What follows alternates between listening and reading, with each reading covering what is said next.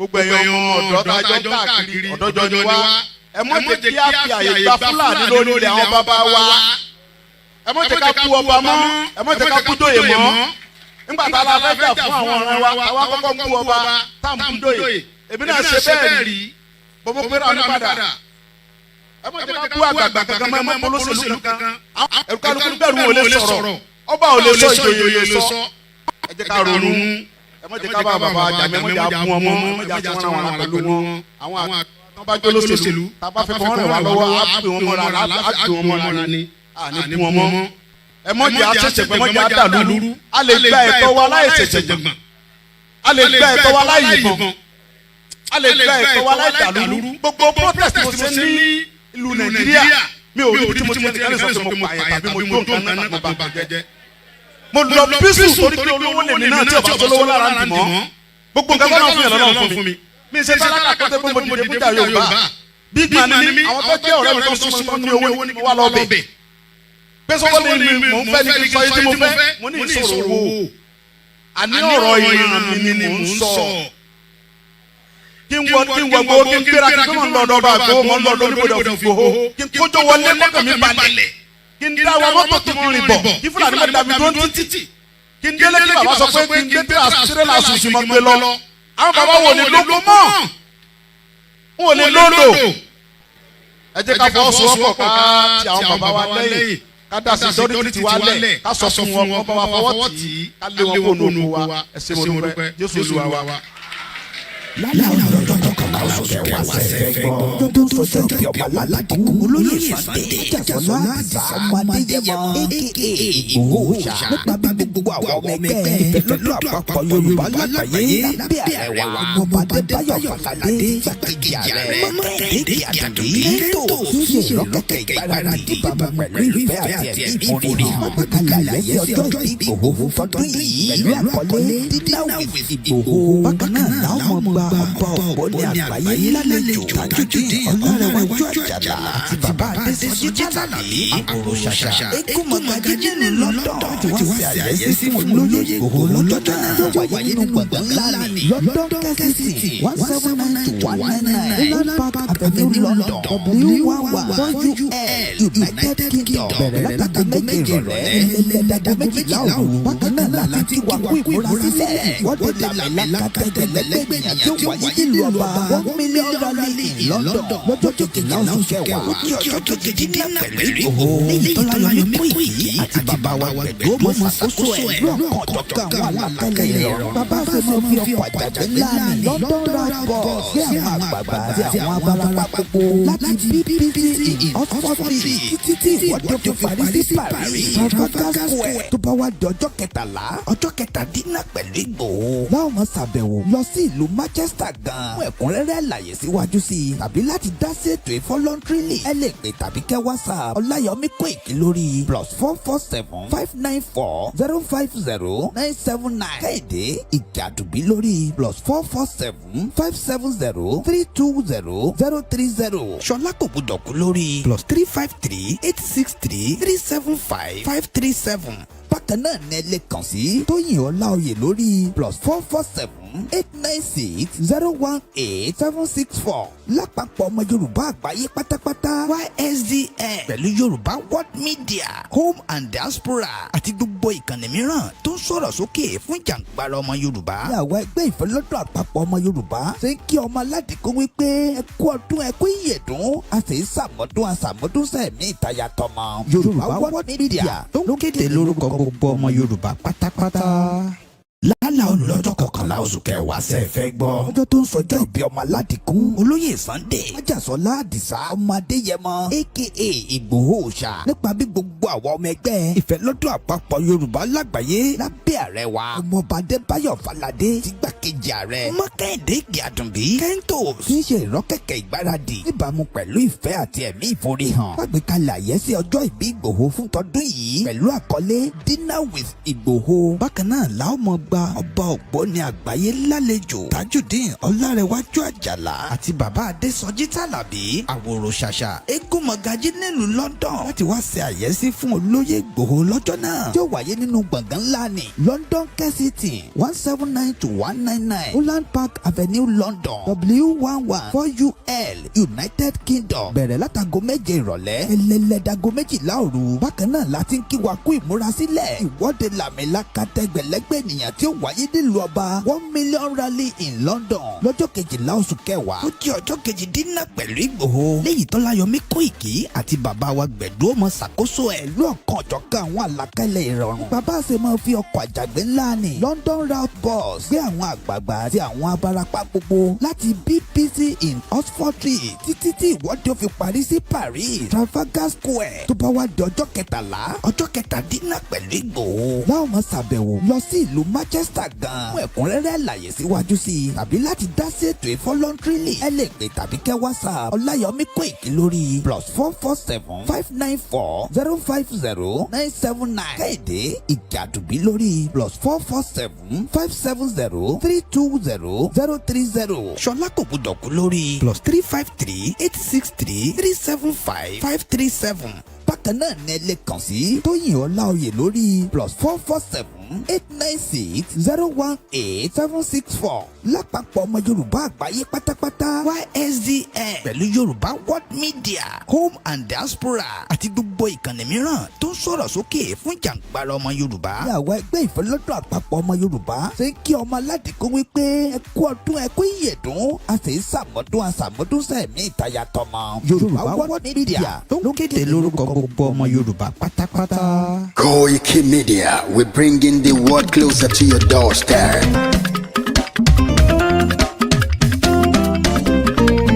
Koiki Media, Koiki Media, Koiki Media, we bring in the world closer to your doorstep. Koiki Media, Koiki Media, Koiki Media, we bring in the world closer to your doorstep. Àwọn sálára àgbà yìí dá, àwa ló láṣà àti èdè. Gbígbédè lárugẹ nílẹ̀ Oòduà o, àwa gangan ni bàbá. Koiki Media, Koiki Media, Koiki Media, we bring in the world closer to your doorstep. They never sabi wetin we carry for her. But they move closer before they go sabi. I said they never know wetin we carry for body. But they move closer before they go sabi. Ọ̀kín lọ lọ́jà ẹyẹ ìníhùn ló ló lajú. Ẹyẹ tó dorí kodò bí àdán wọn pẹ̀jẹ̀ lẹ́nu. Ká ṣiṣẹ́ fún ilẹ̀ bàbá wa, ká ṣiṣẹ́ fún ìlú bàbá wa, ká jùmọ̀ sowọ́pọ̀ ká lè gbódúdú àga. Odùduwà kò bá lè gbé wá. Ọmọ Odùduwà ṣègìrì ẹ dìde fún ẹ̀tọ́ adúláwọ̀ ká lè jọ jùmọ̀ gbé délẹ̀ ìlérí ká wálé gba ògo ilẹ̀ wa ká ṣiṣẹ́ ká lè jọ gbàdé ká lè gbàdé adé adúláwọ̀ àwa ní mọ̀lẹ̀ tí yóò tàn káàkiri. Ọmọ Odùduwà ni wá. Koiki Media àwa là ń gbé tó lárugẹ. Ètò tó pọ̀jù owó tí wàá mọ̀ ní. Kásá ẹgbẹ́ polówó ọjà wà kájé bùgbà yín jẹ. Ètò tó pọ̀jù owó tí wàá mọ̀ ní. À ń gbé sò lárugẹ à ń gbàsà lárugẹ. Ètò tó pọ̀jù owó tí wàá mọ̀ ní. News and sports ẹ máa rí gbọ́. Ètò tó pọ̀jù owó tí wàá mọ̀ ní. Ọmọ Ìjẹ̀bú alárẹ̀ mi ló ní kí n máa ké tantan. Koiki Media ọ̀rọ̀ lágbájúmọ̀ mi o máa bá ṣẹ̀rẹ̀ lọ o. Ọmọ Yorùbá nìyẹn ọmọ Yorùbá tata o. À ń gbádùn rẹ ọmọ Ìjẹ̀bú alárẹ̀ mi ṣẹ́yìn ló máa fi dìbò tẹ̀ mọ́lẹ̀ o. ẹ̀yin lọ́mọ onígbò máa ń dé mádémádé ẹ̀yin lọ́mọ onígbò máa wọ̀ o igbó máa wọ̀ gbàjòjì ò gbọ́dọ̀ wọ àjòjì tó bá wọ bẹ́ẹ̀ á tẹ̀lé ní ẹbọra. ẹ̀yin lọ máa náwó kóyìnbó tó dé ìgbà tó yìnbó dé o owó náà dẹ́ tún pọ̀ sí o Koiki Media ṣàwa ní bàbá. Koiki Media àwọn ní bàbá. Koiki Media àwọn ní bàbá. Àdáńtọ́ àtúnpèrègèdè. Koiki Media àwọn ní bàbá. Àwa là ń gbé tò lárugẹ jẹ́ ká jọ gbọ́ o. Koiki Media àwọn ní bàbá. Àtúnjà fẹ́tọ̀ ilẹ̀ wa fẹ́tọ̀ ilẹ̀ Yorùbá. Koiki Media àwọn ní bàbá. Ọmọ Òdùwà ni wá o tọkàntọkàn. Koiki Media àwọn ní bàbá. Ikú tí ó ṣe bí lébi òsì àdìmú bàbá iyọ̀. Koiki Media àwọn ní bàbá. We bring you up closer to your doorstep. Koiki Media àwọn ní bàbá. Afẹ́fẹ́ tó ń fẹ́ o tó kàn kí oko lára ni. Koiki Media àwọn ní bàbá. Àpèrègèdè Olódùmarè ló fún wa ṣe. Koiki Media àwọn ní bàbá. Gbogbo ayé ẹ gbọ́ àwa ní bàbá o. Koiki Media àwọn ní bàbá. Ẹ máa bọ̀ wá ẹ gbé polówó ọjà yín wá o. Koiki Media àwọn ní bàbá. Odùduwà lágbé dání òtítọ́ lágbé dání. Koiki Media àwọn ní bàbá. A kì í sọ̀dálẹ̀ a kì í sódì kẹta. Koiki Media àwọn ní bàbá. Àdúró tán àtúnpèrègèdè. Koiki Media àwọn ní bàbá. Koiki Media we bring you up closer to your doorstep. Àwọn ní bàbá. Koiki Media is around. To give us latest. Is around o. Give us latest.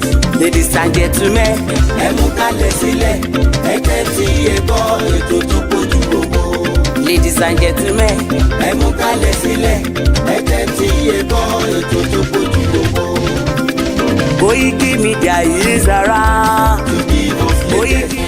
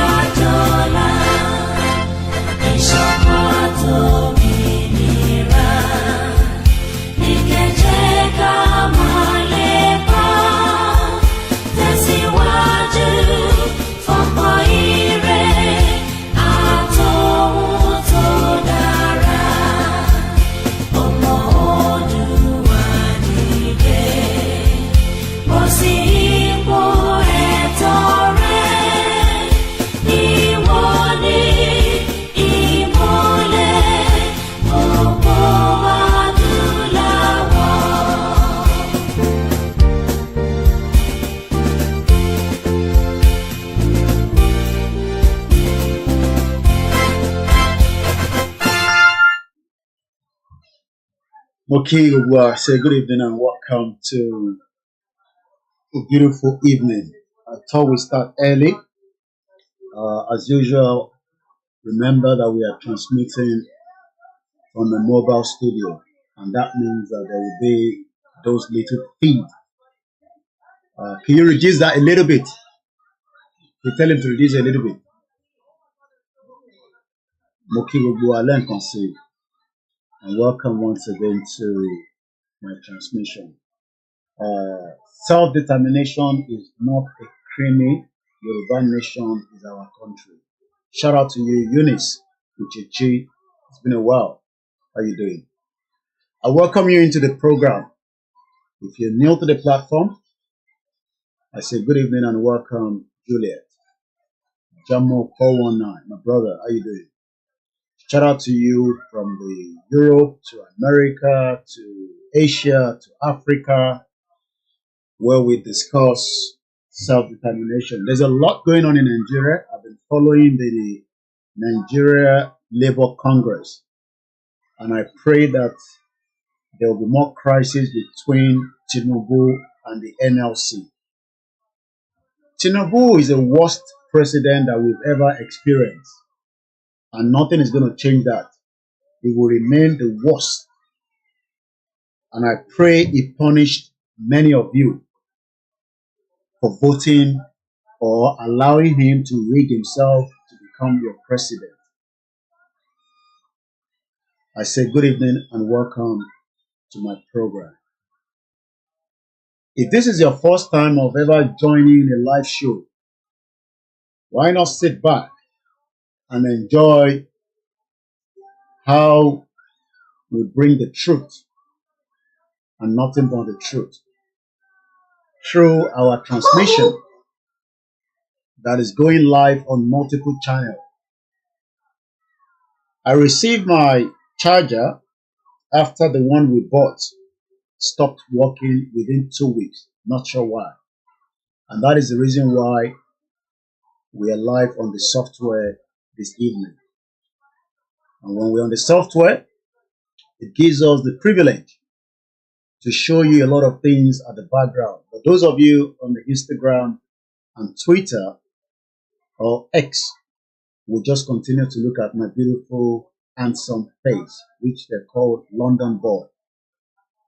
I welcome you all, and as a reminder that in October, which is countdown, there's a 2 big events that we're expecting, or 3 rather, because CSI will be in Manchester.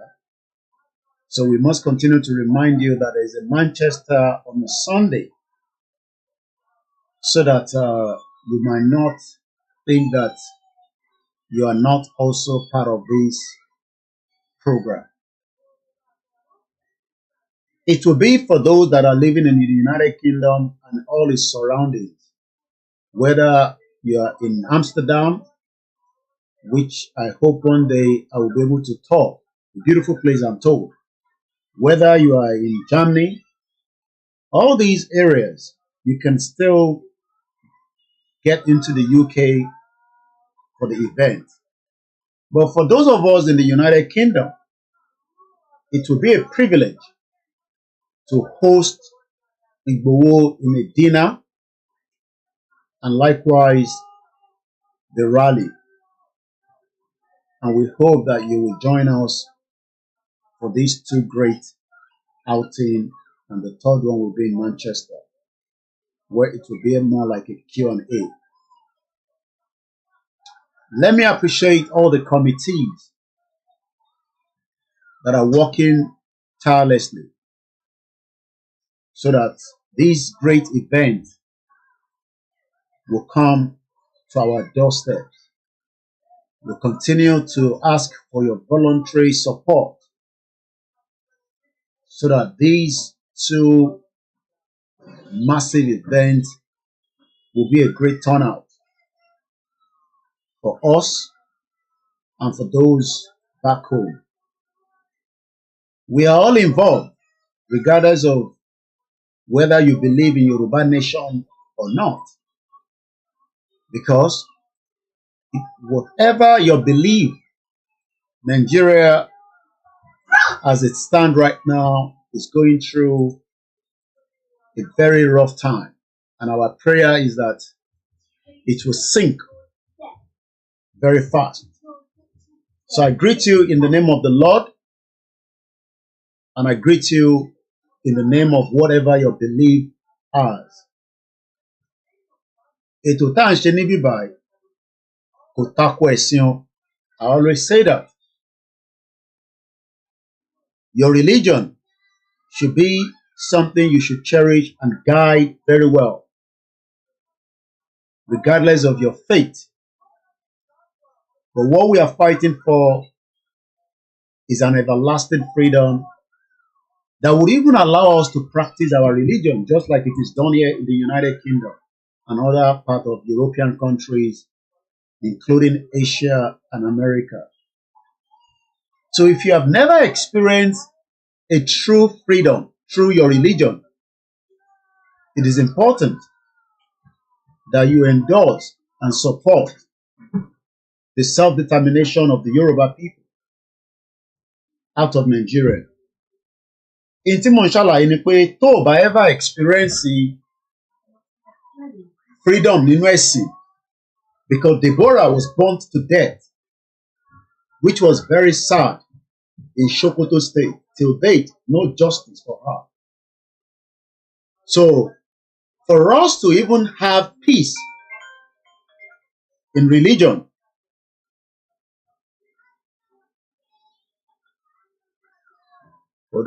máa wà lórí live show tálàfíà ló ti tó ẹ má wọrí to our program.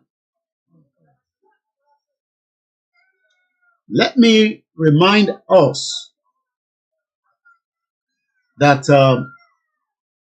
our quest for asking for self-determination that will be the reason why a rally is going to be held in London is so that many of you can have freedom of religion that you don't have presently in Nigeria. Because many Nigerians have never experienced freedom of religion.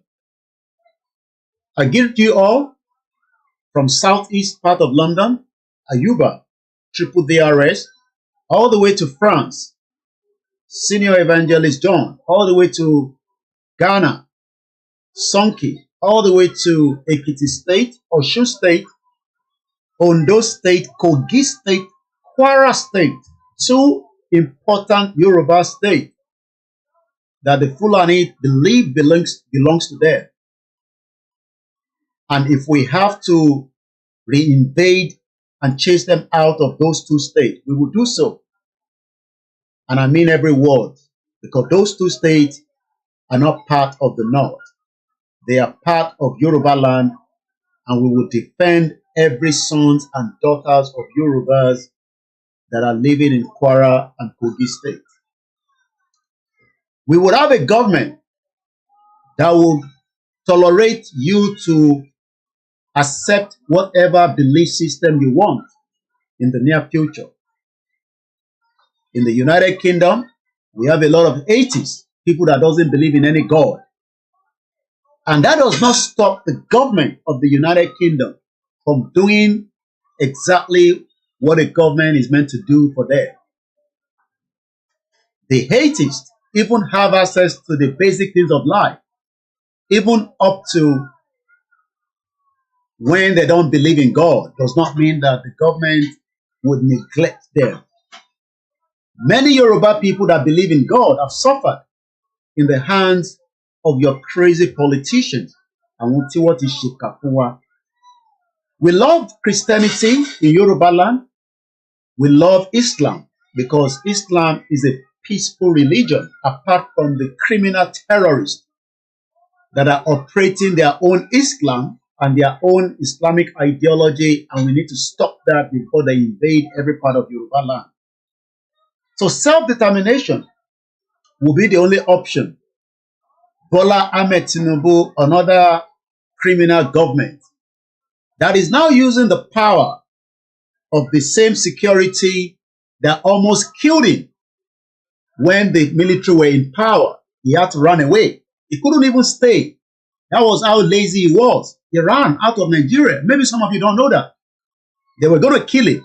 In 1994. Bola Tinubu, yes, that same president, this one we did there now. He ran for his life. He's now the president. He's now using the same security operative to detain Ajero. Not that Ajero is a good man. We told him that he should have allowed the strike to continue until further notice. But because he's also another criminal man that thinks that he can dine with the devil like Tinubu, and Tinubu is showing him what he can do.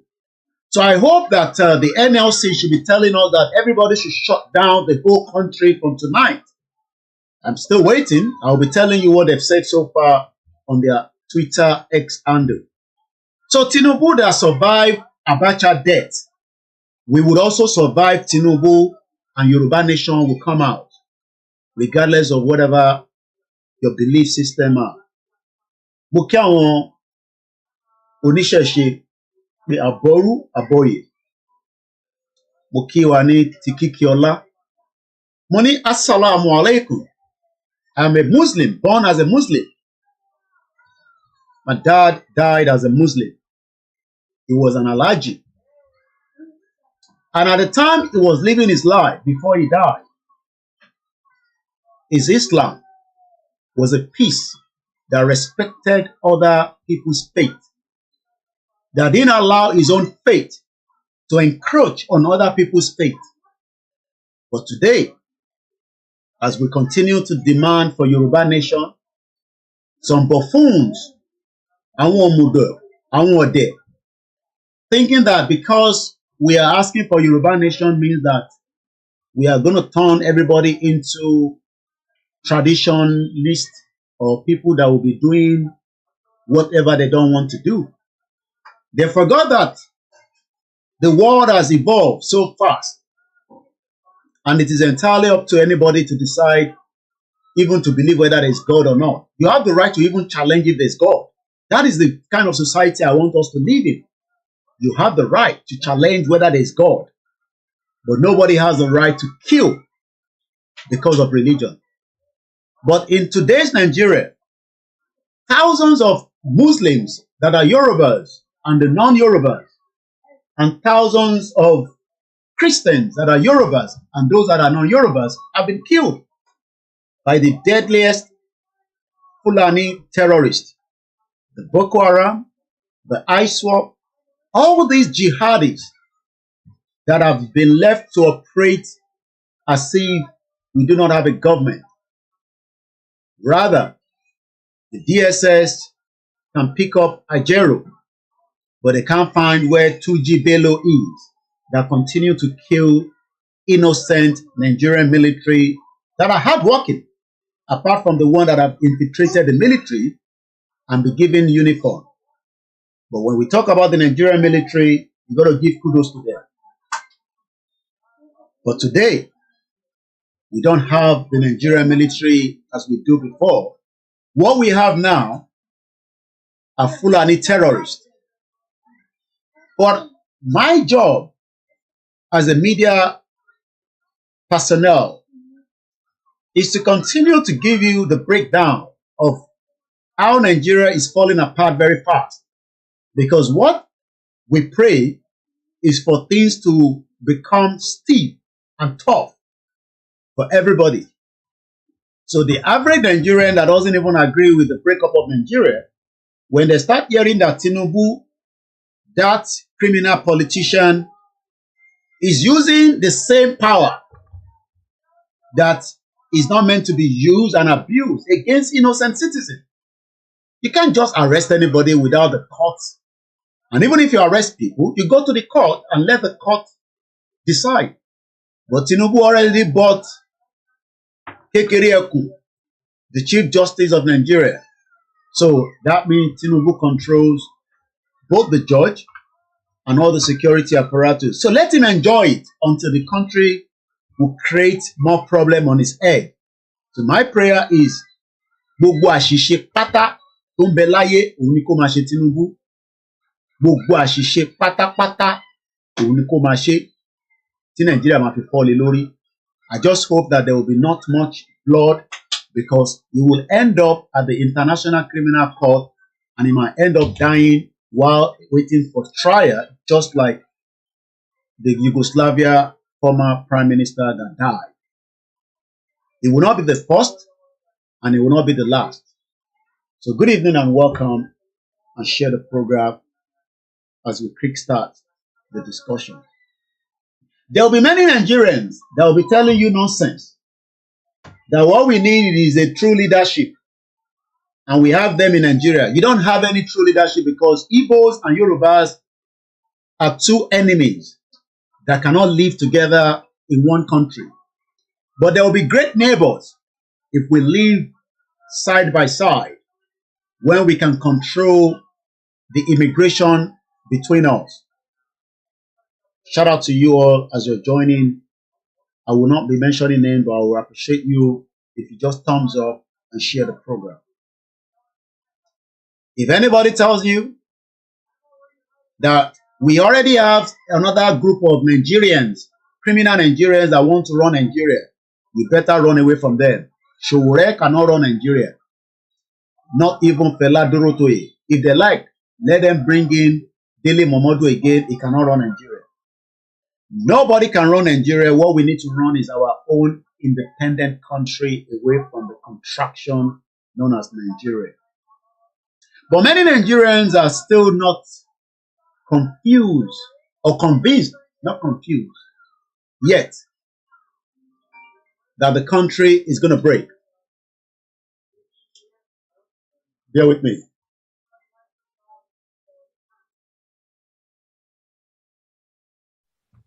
Now, you see, you, Obina, you have everything going for you.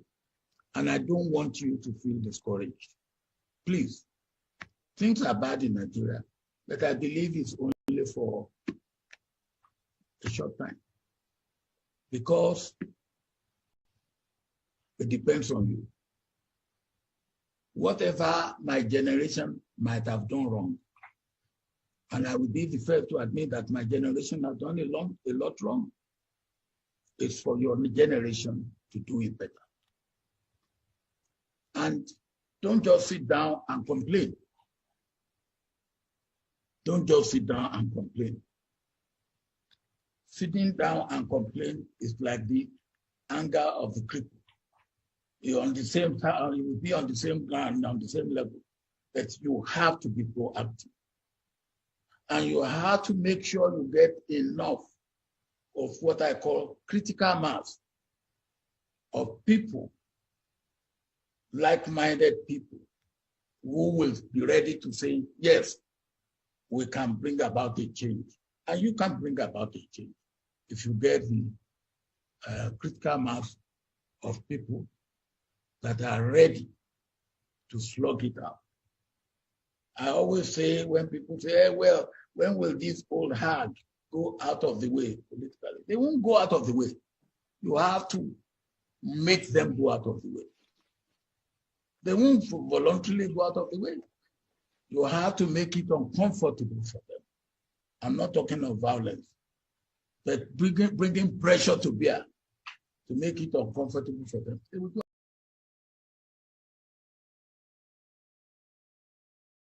Well, you had Obasanjo, the former president at the First Republic. No, sorry, after the old shenanigans was brought in to cool down the tension, and the Yoruba people accepted that.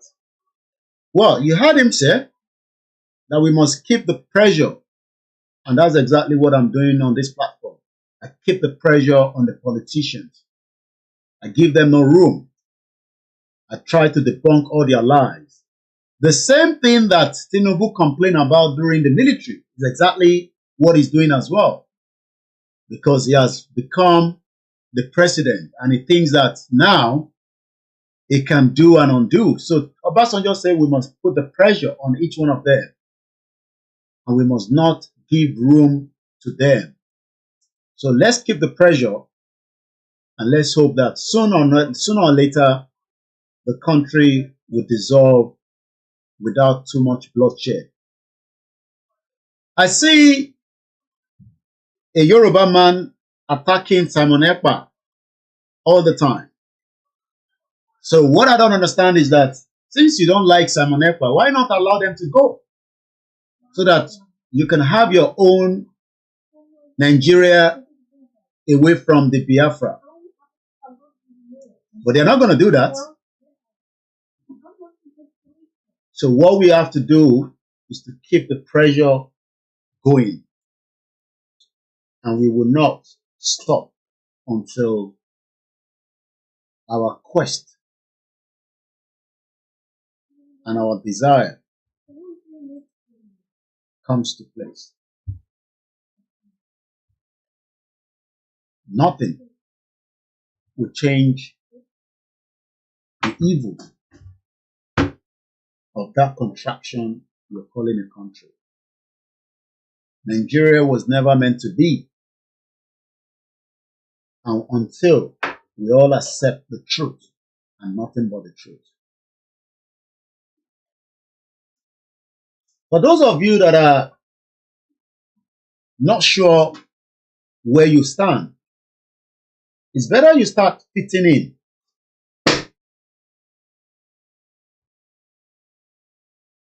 It's better you start fitting in before it is too late. Because the country that you think will not dissolve, because maybe you love that footballer that they were trying to bring from Italy to Chelsea, he couldn't get Chelsea, he ended up in Galatasaray or whatever in Turkey. Maybe some of you are loving and you think we will love Nigeria now because of Nigerian football. I think some of you think that we will love Nigeria so much that each time Nigeria go and play football, we will forget about Yoruba nation. Maybe some of you think like that. Oh my God, I love.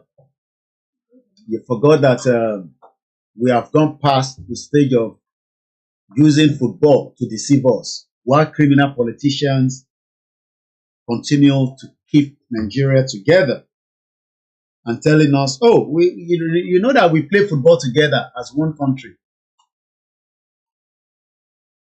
So that is no longer valid. So, pé politician kan máa tún wá lo wàyó fún wa pé, ṣé rí àwọn Nigerian footballer wọ́n ti ń gbá bọ́ọ̀lù. All that, we don't accept that anymore. It is too late. Okay? I want to see a Yoruba football club. I want to see a Yoruba national team only for Yoruba people. I don't want to see any other person inside. Let everybody go and develop their own. Wales is a small country. So, United Kingdom creates 3 football teams. Not even 3, 4. Northern Ireland, England, Scotland, Wales. And when marry, they go and represent UK. One country. Look at how stupid you are. You when you watch me say because of football. So because of football now, the same football that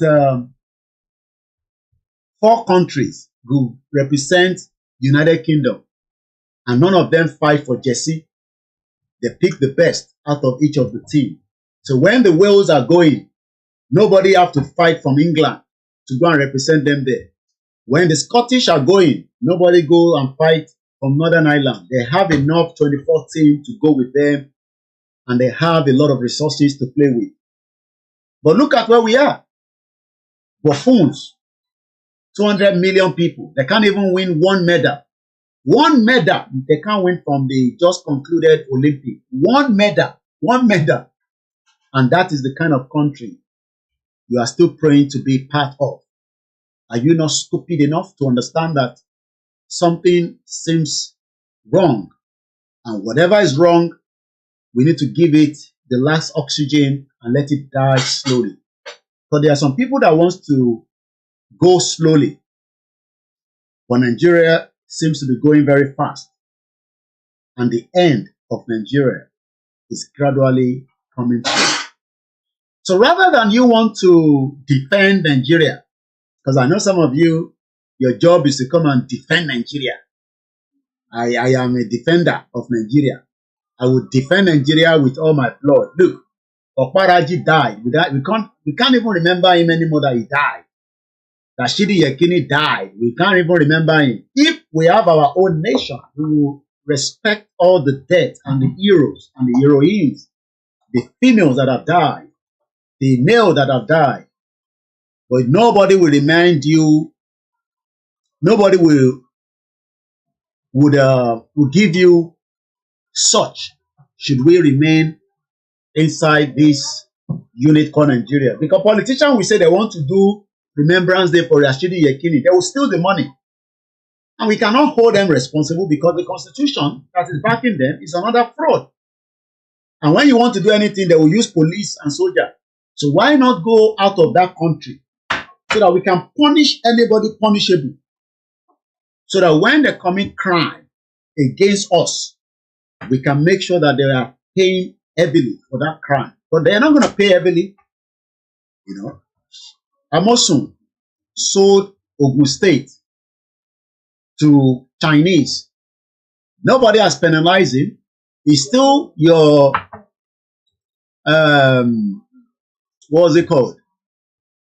Amosun still remain your senator. Somebody that we should have called back if truly we were in a country and tell him to resign straight away. But he's not going to resign. He's a criminal. He won't resign. You think Amosun will resign? He's a bomb bastard. Only resign. So you want me to remain in that shit old country that you cannot hold politicians accountable? If what Amosun did was in the UK, I don't have to be begging the MP. The MP will do the needful. He will just tender his resignation. Say, and as soon as he tender that resignation, we fight a case against him. But today, what has Amosun done? Nothing. Rather than the Yorubas to accept the truth, they're not going to accept the truth. You can see his picture there.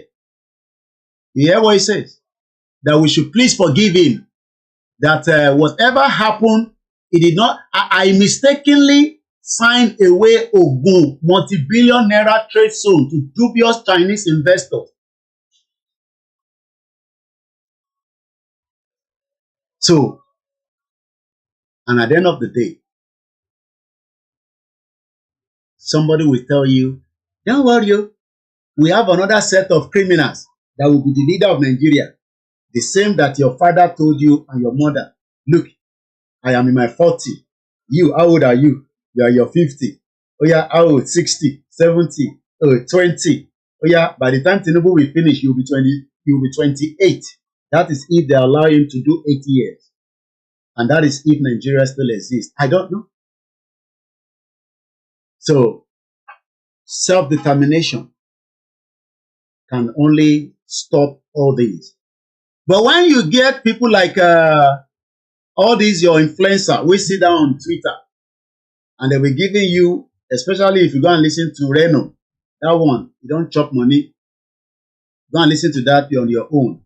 Go and listen to, Ajuri in Gelali, that criminal Oyibo Pepe.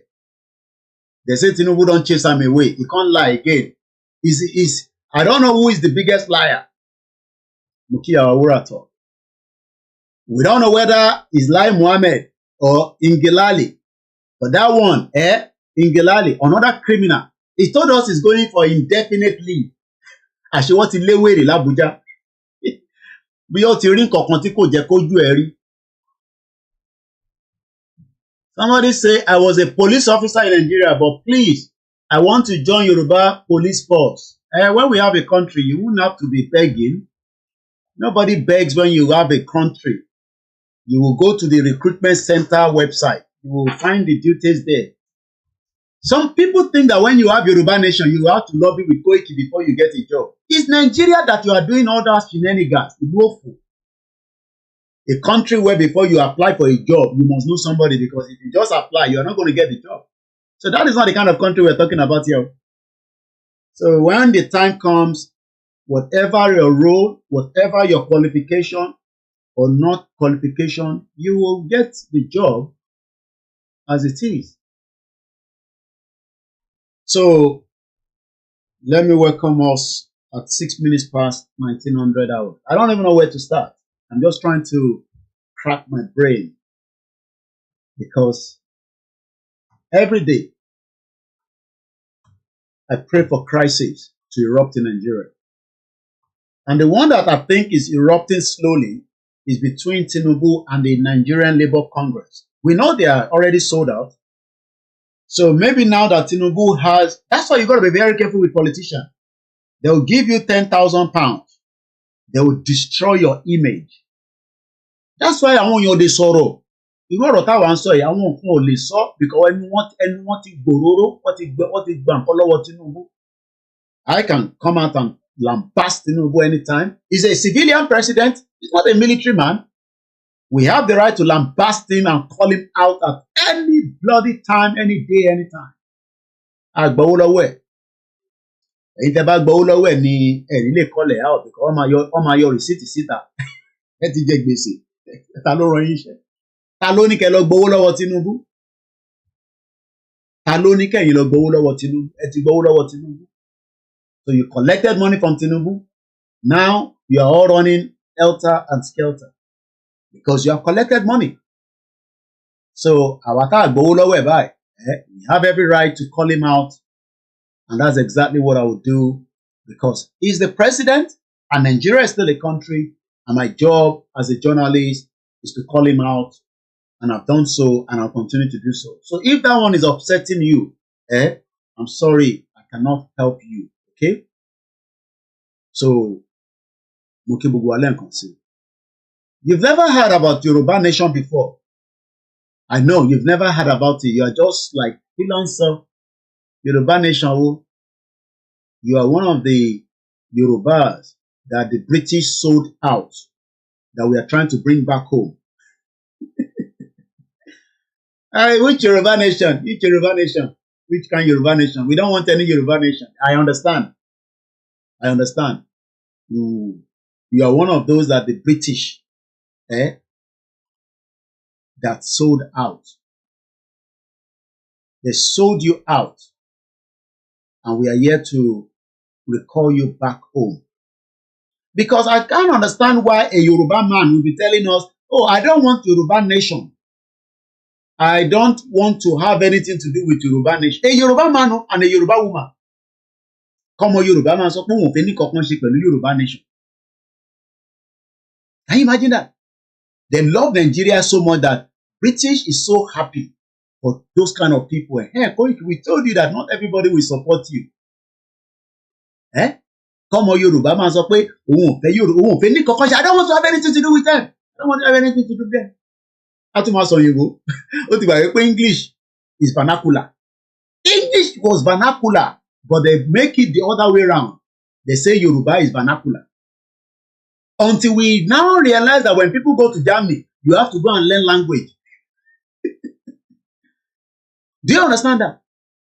Until you will leave Nigeria, you go to Italy, you will then start learning language, and you will now know the importance of what language is all about. And if I ask now, what is the meaning of Nigeria? You will be hearing all kinds of different analysis about Nigeria. Oh, we are better off to be one. Even we are good to be one. We were one, and we have always been one. Okay, when? When did you start to be one? Was it from the day one when the Eledumare created us? Or during the creation of the criminal British imperialist colonist? Òyìnbó yẹn ti pọ̀ jù àbí? Òyìnbó ńláńlá gẹ̀mùgẹ̀mùgẹ̀mù. Imagine Yoruba man will be telling you, what Yoruba nation are you talking about? You this man, go and find something to do. Which Yoruba nation? Because he has been told that English that is meant to be the vernacular and our own language that is meant to be original has been reversed. And then a program. Go to your sister upstairs. Hey, Dizzy Money, please don't blame them. They already sold out already. Ọmọ Yorùbá, wọ́n ń gbé program Yorùbá wá bá yín. Wọ́n ń gbé program Yorùbá wá bá yín pé ìran Yorùbá là ń sọ pé ká dá dúró. Wọ́n ní kí ni ẹni ṣe? Nàìjíríà là wá o. Àwa ọmọ Nàìjíríà o. Nàìjíríà ni wá. But you go back and ask them, what is the meaning of Nigeria? There is no land called Nigeria. There is no language called Nigeria. There are no people called Nigerians. I like the way this man, the way he analyzes it, is a very simple English. There is no people called Nigeria. There is no land called Nigeria. There is no language called Nigeria. Oh yeah, Yoruba man. Which land does Nigeria own? Which language is Nigeria? Which culture is Nigeria? Who are Nigerians?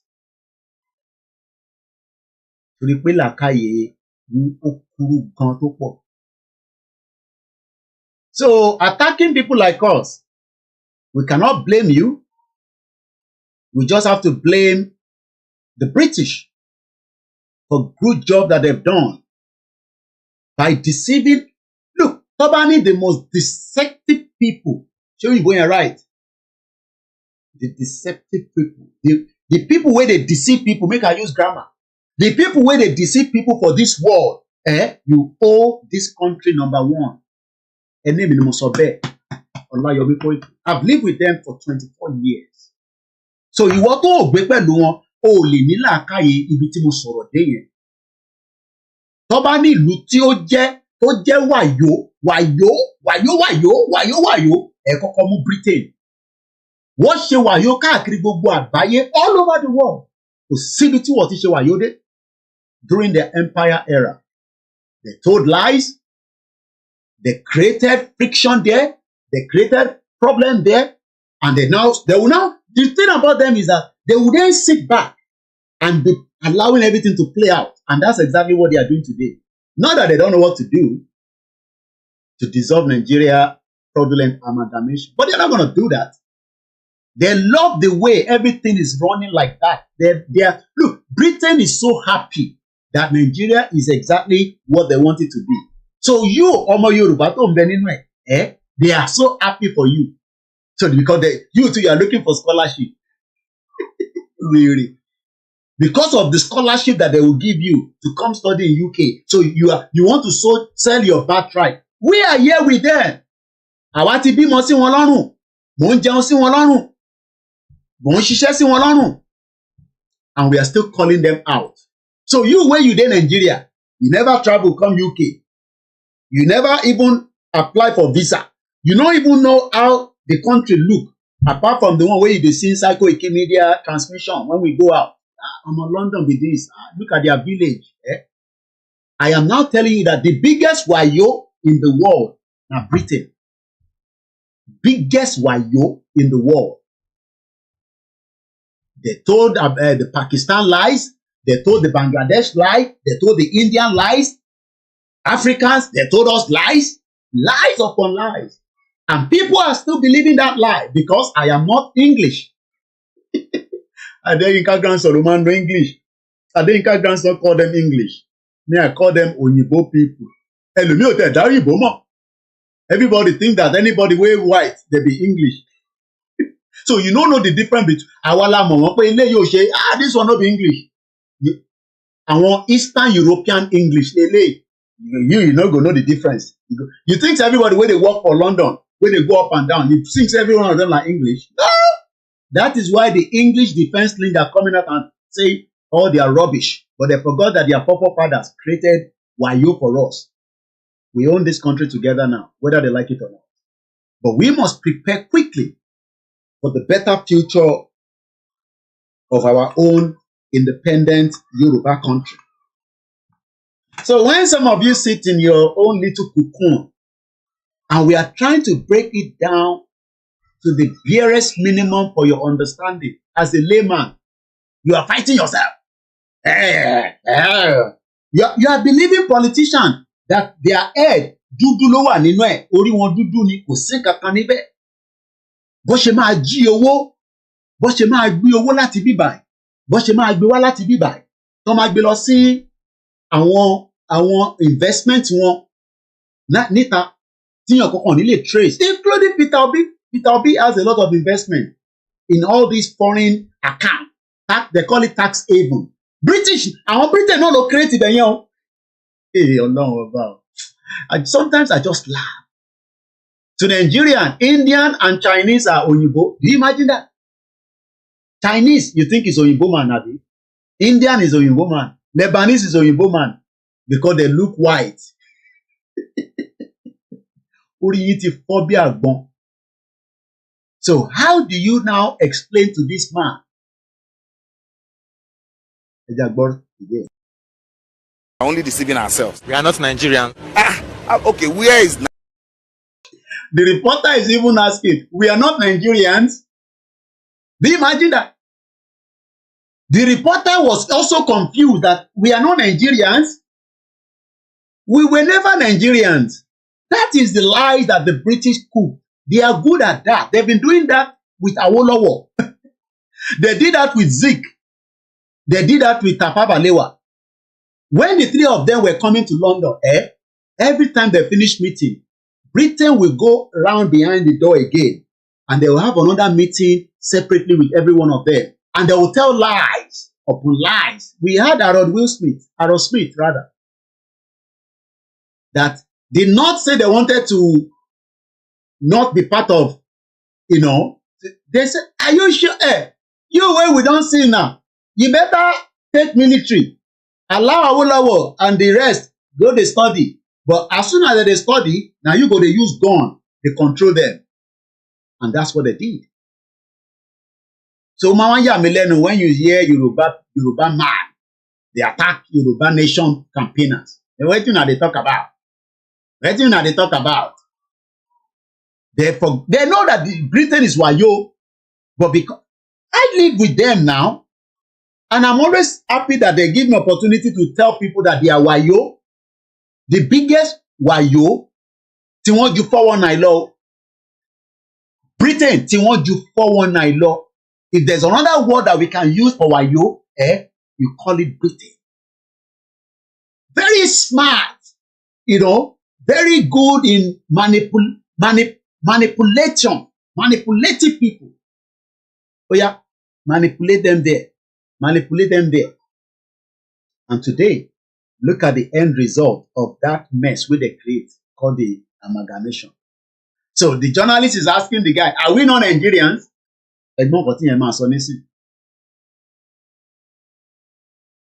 Nigeria, where is the land called Nigeria?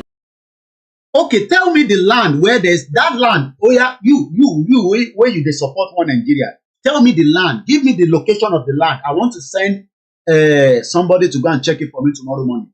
Because I know say you don't have light now, and I don't want terrorists to kidnap anybody. But give me the location of the land.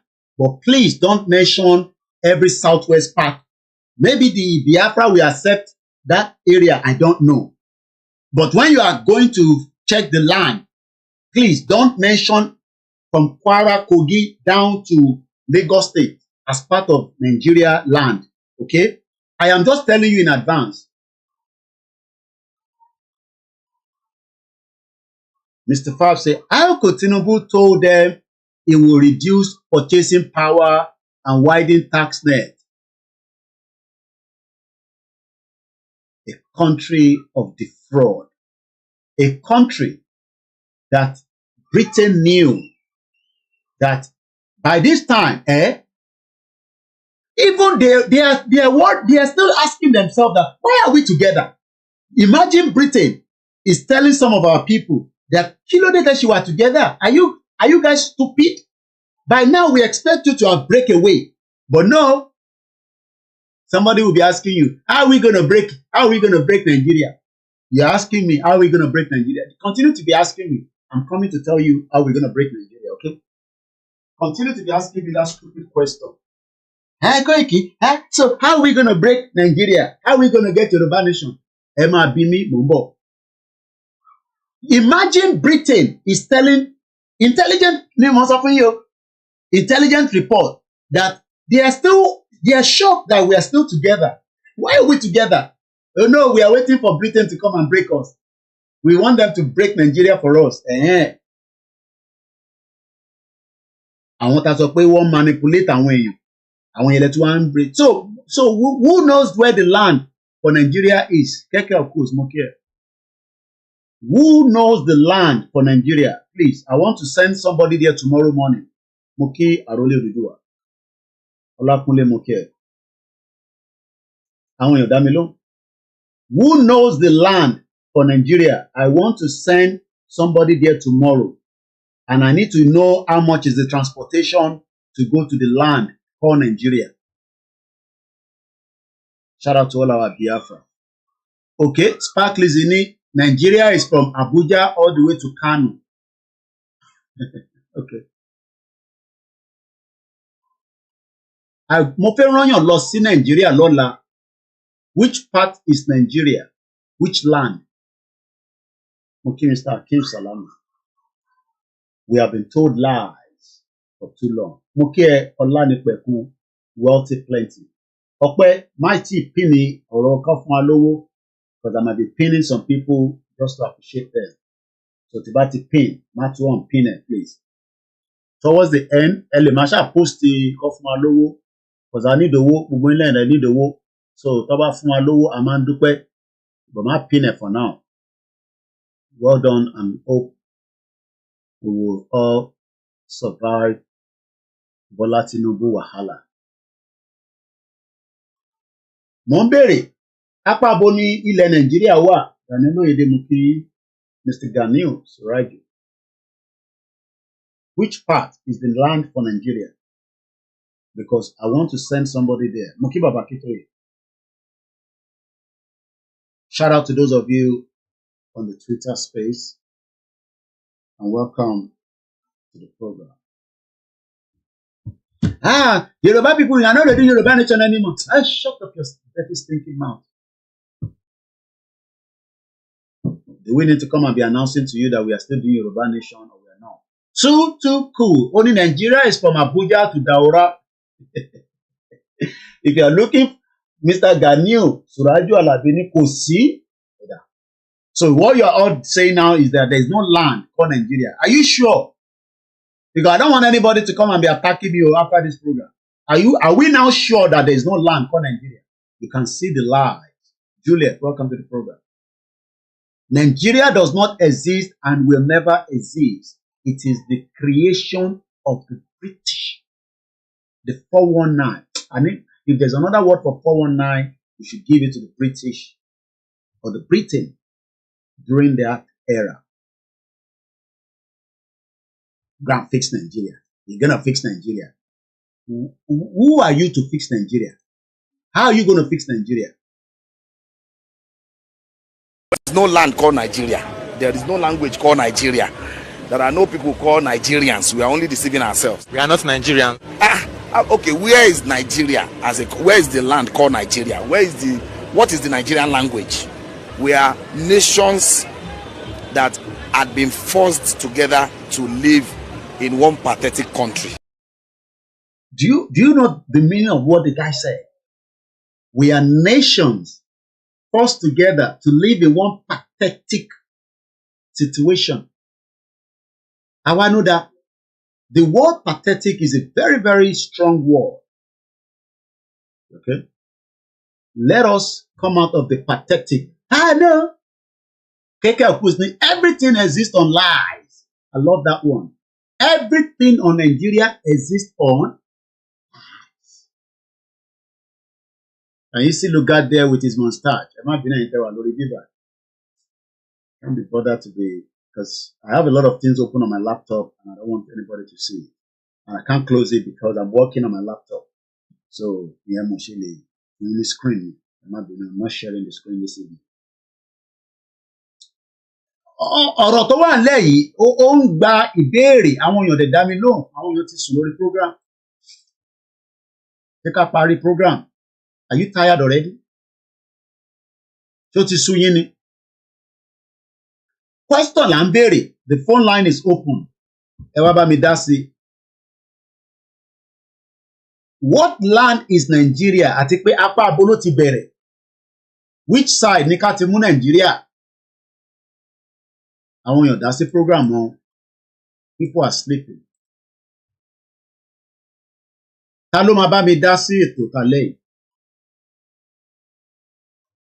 Kí ló sọ Ọlánipẹ̀kun? Ó ní Làgàtà ti fọ́ everything lójú. Irú Yorùbá ò lè lè kẹ́. Làgàtà ó ti fọ́ gbogbo ẹ̀ lójú. Shout out to everybody. Mustache Isonu Lugard. Look at how they deceive everybody.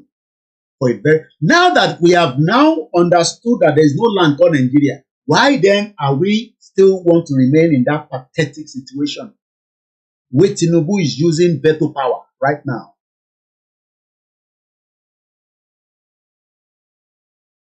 Omolodo Ode ti gbé lẹ́kẹ̀ síbi ẹlòmíì báyìí. Àbí nǹkan tẹ́ máa ń sọ kọ́ nìyẹn.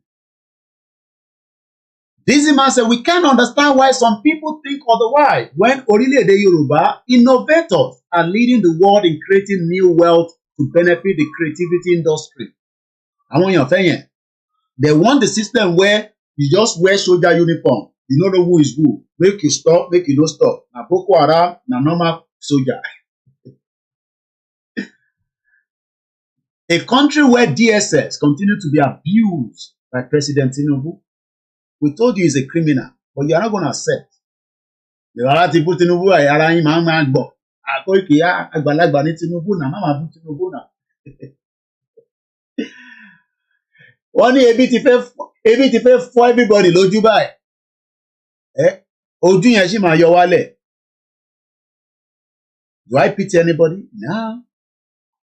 Èmi náà ní family nínú bẹ́ẹ̀.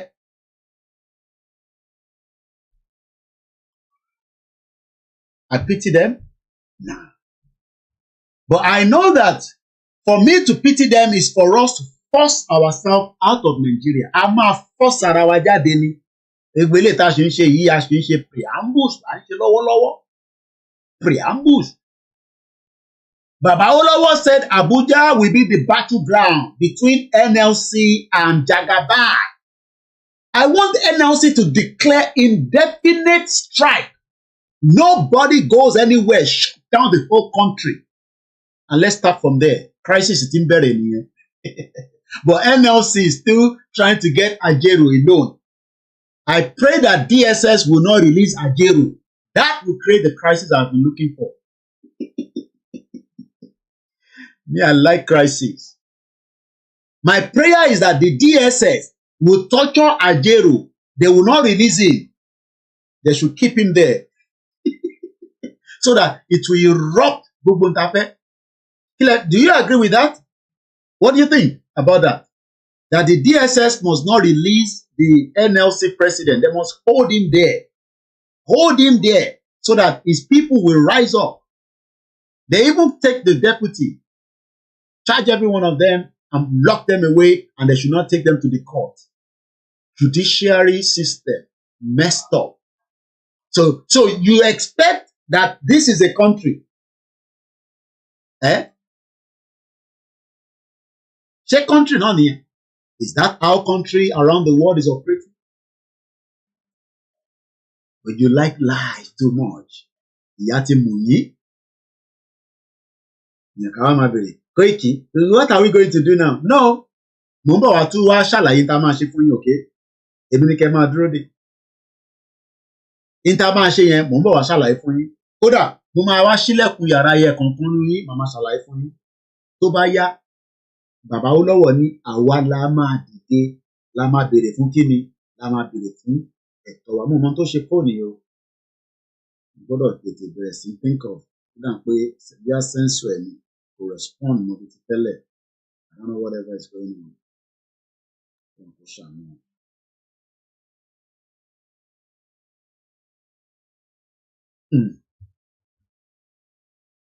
Kí ló sọ alàgbà yìí? Mo ń bọ̀. So anybody who goes there today to say pray for Nigeria, that person is just deceiving himself. I love that part. Anybody that just say pray for Nigeria, ẹ̀mọ́ tó ṣe ó ní. Mo dẹ̀ rò pé ó só ni. Pray for Nigeria. Pray for kí ló pè? No, mo ń bèrè ni. You say we should pray for what? Pray for Nigeria. Are you serious? Are you serious that we should go and pray for Nigeria? Are you joking? Are you joking? When everybody is feeling the heat. That is very good. I love that. At least nobody can blame me and Igboho anymore for the crisis. Jagaba. Tinubu. Omo. Omo, this Tinubu, this man a bad man. He just hold everybody pen. ó kó gbogbo ẹpọn gbogbo wa báyìí ó lè ra gbogbo ẹ̀ everybody come dey feel the heat olówó gan feel the heat lọ́wọ́lọ́wọ́ báyìí Jagaban.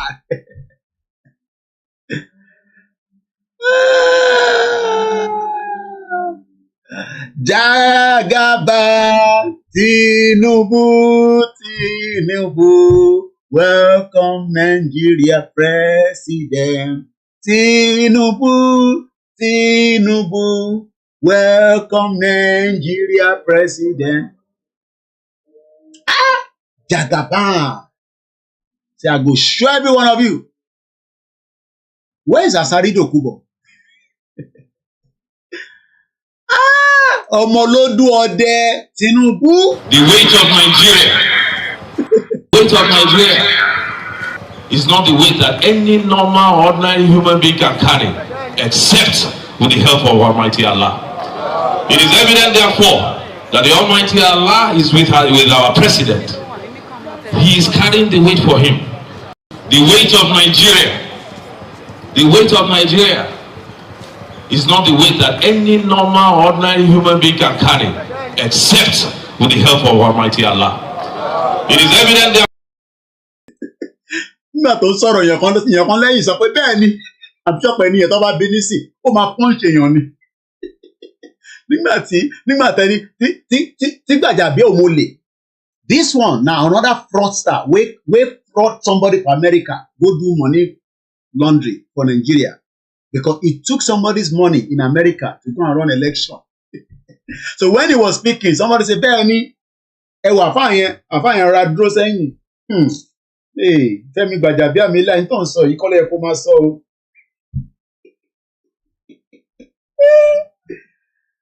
Tinubu don show everybody pepper. Jagaban.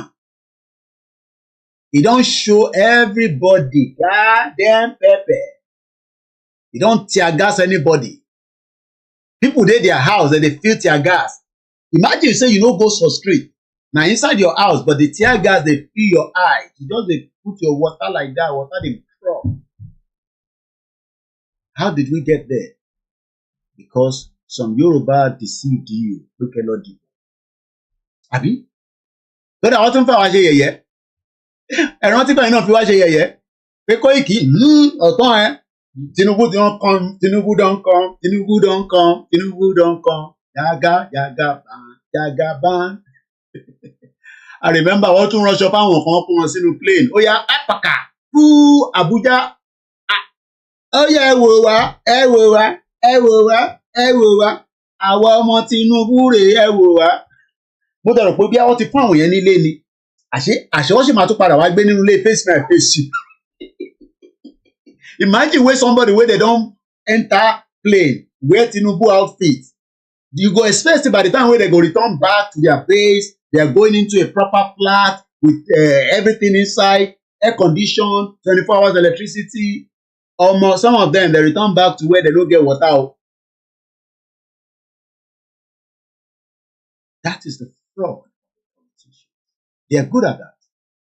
So Gbajabi Amila is telling us that the way to only Almighty Allah go help us.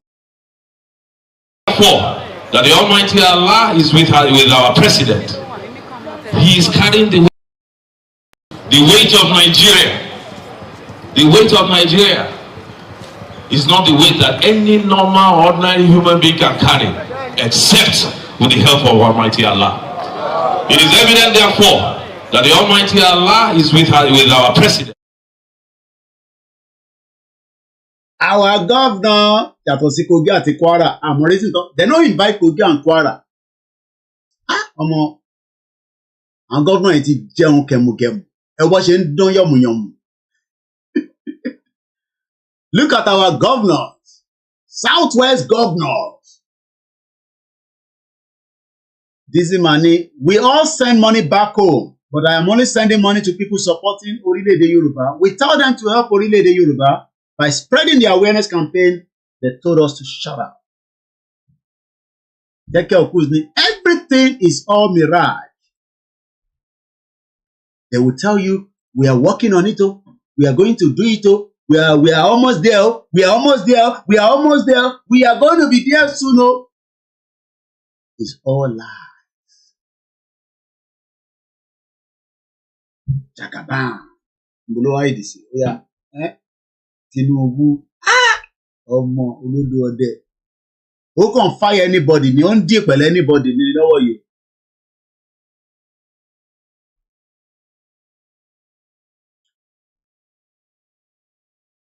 The question now is, some Yoruba, the yellow one do me too. Some Yoruba now saying, Tinubu,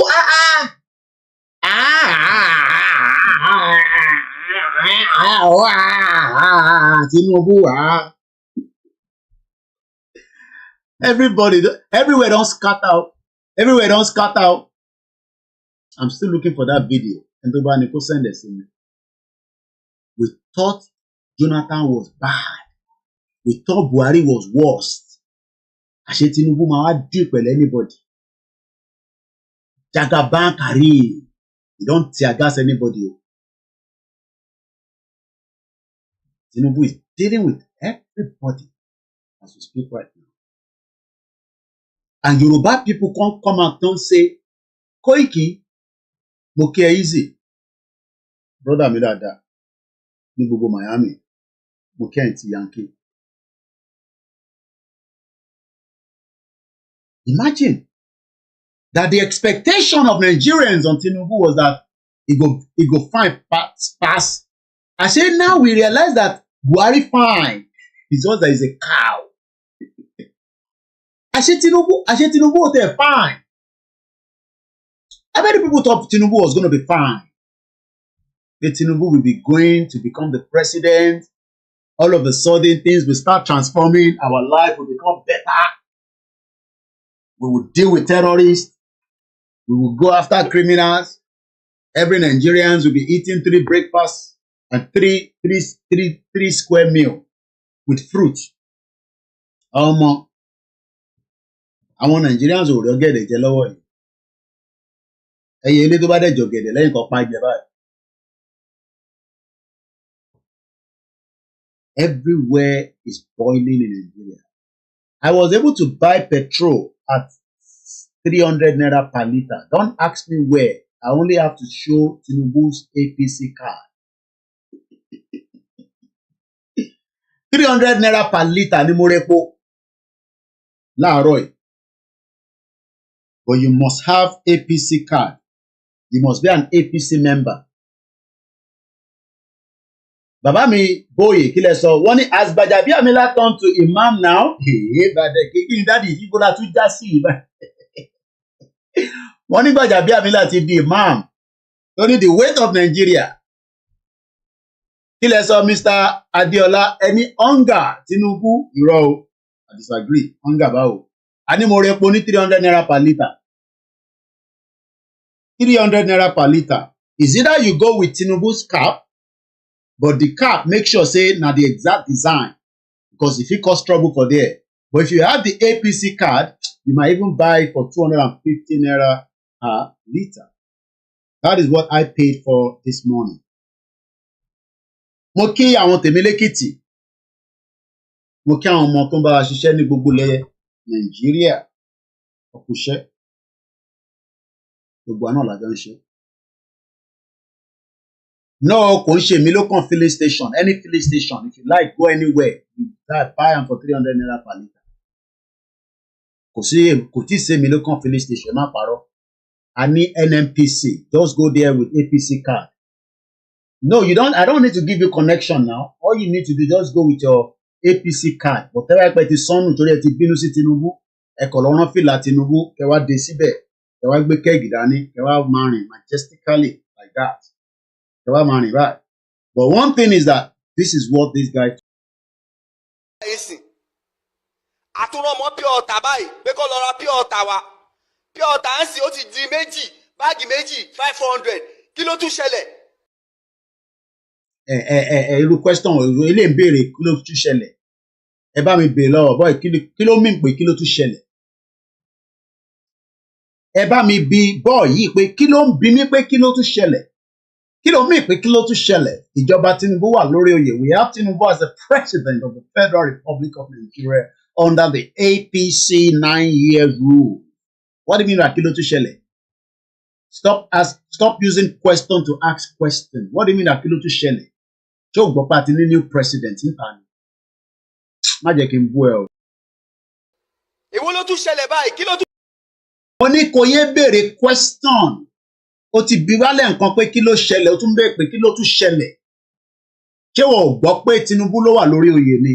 Our Yoruba man, a Yoruba president that has given us the chief of staff, he has given us the inspector general of police, he has given us custom. Kódà, he took Sanwo-Olu to China, they've signed MOU, they will do the Epe Link Bridge. We are under the renew hope, renew hope ló ṣẹlẹ̀ lọ́wọ́lọ́wọ́ báyìí.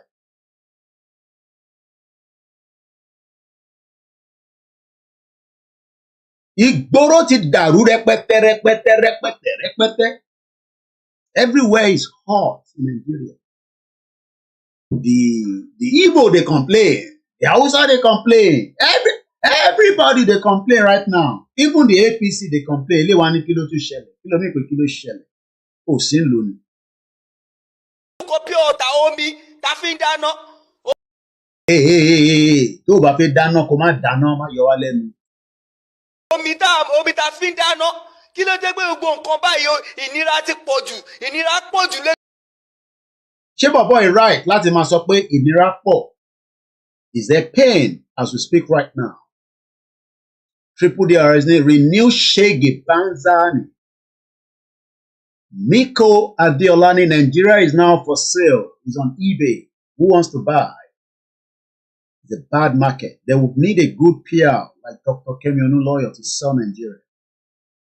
Because I'm not sure whether anybody wants to buy Nigeria. But this Yoruba man wants to come up with something. Ó ti kọ́kọ́ béèrè, ó ti fi question béèrè question. Wọ́n ní kí ló ń ṣẹlẹ̀? Kí ló tún ṣẹlẹ̀? Kí ló ń ṣẹlẹ̀? Yorùbá ló ní ọ̀rọ̀ lọ́wọ́. Kí ló ń ṣẹlẹ̀? Kí ló ń ṣẹlẹ̀? Kí ló ń ṣẹlẹ̀? Kí ló tún ṣẹlẹ̀? The same thing ló ṣì ń sọ. Kí ló ń ṣẹlẹ̀? Kí ló tún ṣẹlẹ̀? Pé kí ló ń ṣẹlẹ̀? Èmi pé kí ló ń ṣẹlẹ̀ lọ́wọ́lọ́wọ́ báyìí? Kí ló tún ṣẹlẹ̀? Kí ló tún máa ṣẹlẹ̀? Kí ló máa ṣẹlẹ̀ ní next year? Everybody is now on woto-woto. Tinubu is dealing with every one of us, including the diaspora. Even the diaspora that thought that the exchange of money to Nigeria is going to be good for them. As the money they go there, the money is sinking, it's not yielding any result. Imagine you give somebody 1 million, in another 2 weeks they're coming again. You ask, I just give you 1 million now. There's no amount of money you give people back home. So, ìyẹn ló ṣe ń ṣẹlẹ̀, ó ń ṣẹlẹ̀ lọ́wọ́lọ́wọ́, ó ti ń ṣẹlẹ̀ báyìí. Jagaban, Yoruba man Jagaban, ó ti bayé jẹ́, ó ti bọ̀rún jẹ́ báyìí. Jagaban don destroy everywhere.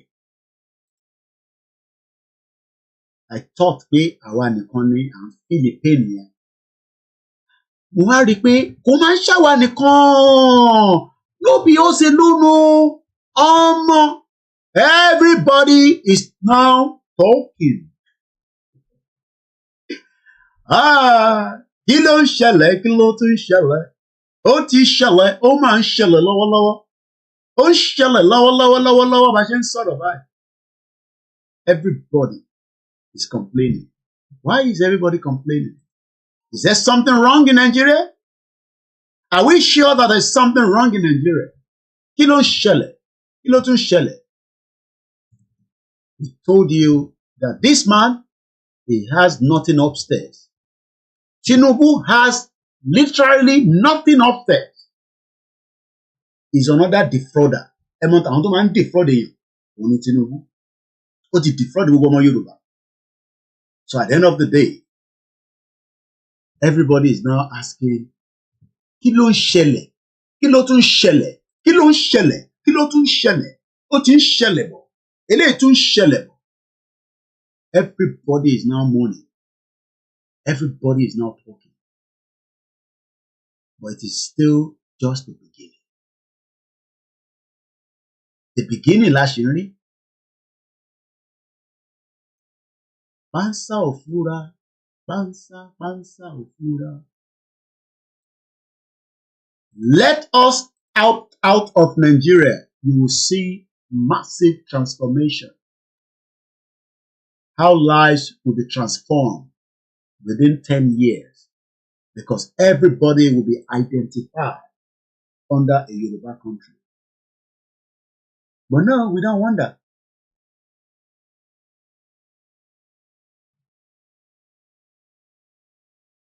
Then, you think that all this one, where did they wear suit? Where did look, everybody is just trying to survive in Nigeria. So the lies continue. So when they tell you, oh, it is not going to happen, it is already happening. It is Kilmoso. It is already happening. And we can all feel the pain of our people. Tinubu is dealing with everybody. All our people are struggling as I speak to you right now. Our people are seriously crying for help. But the help is not coming. You know why the help is not coming? Because it is too late. So what we can do now is to allow Nigeria to go.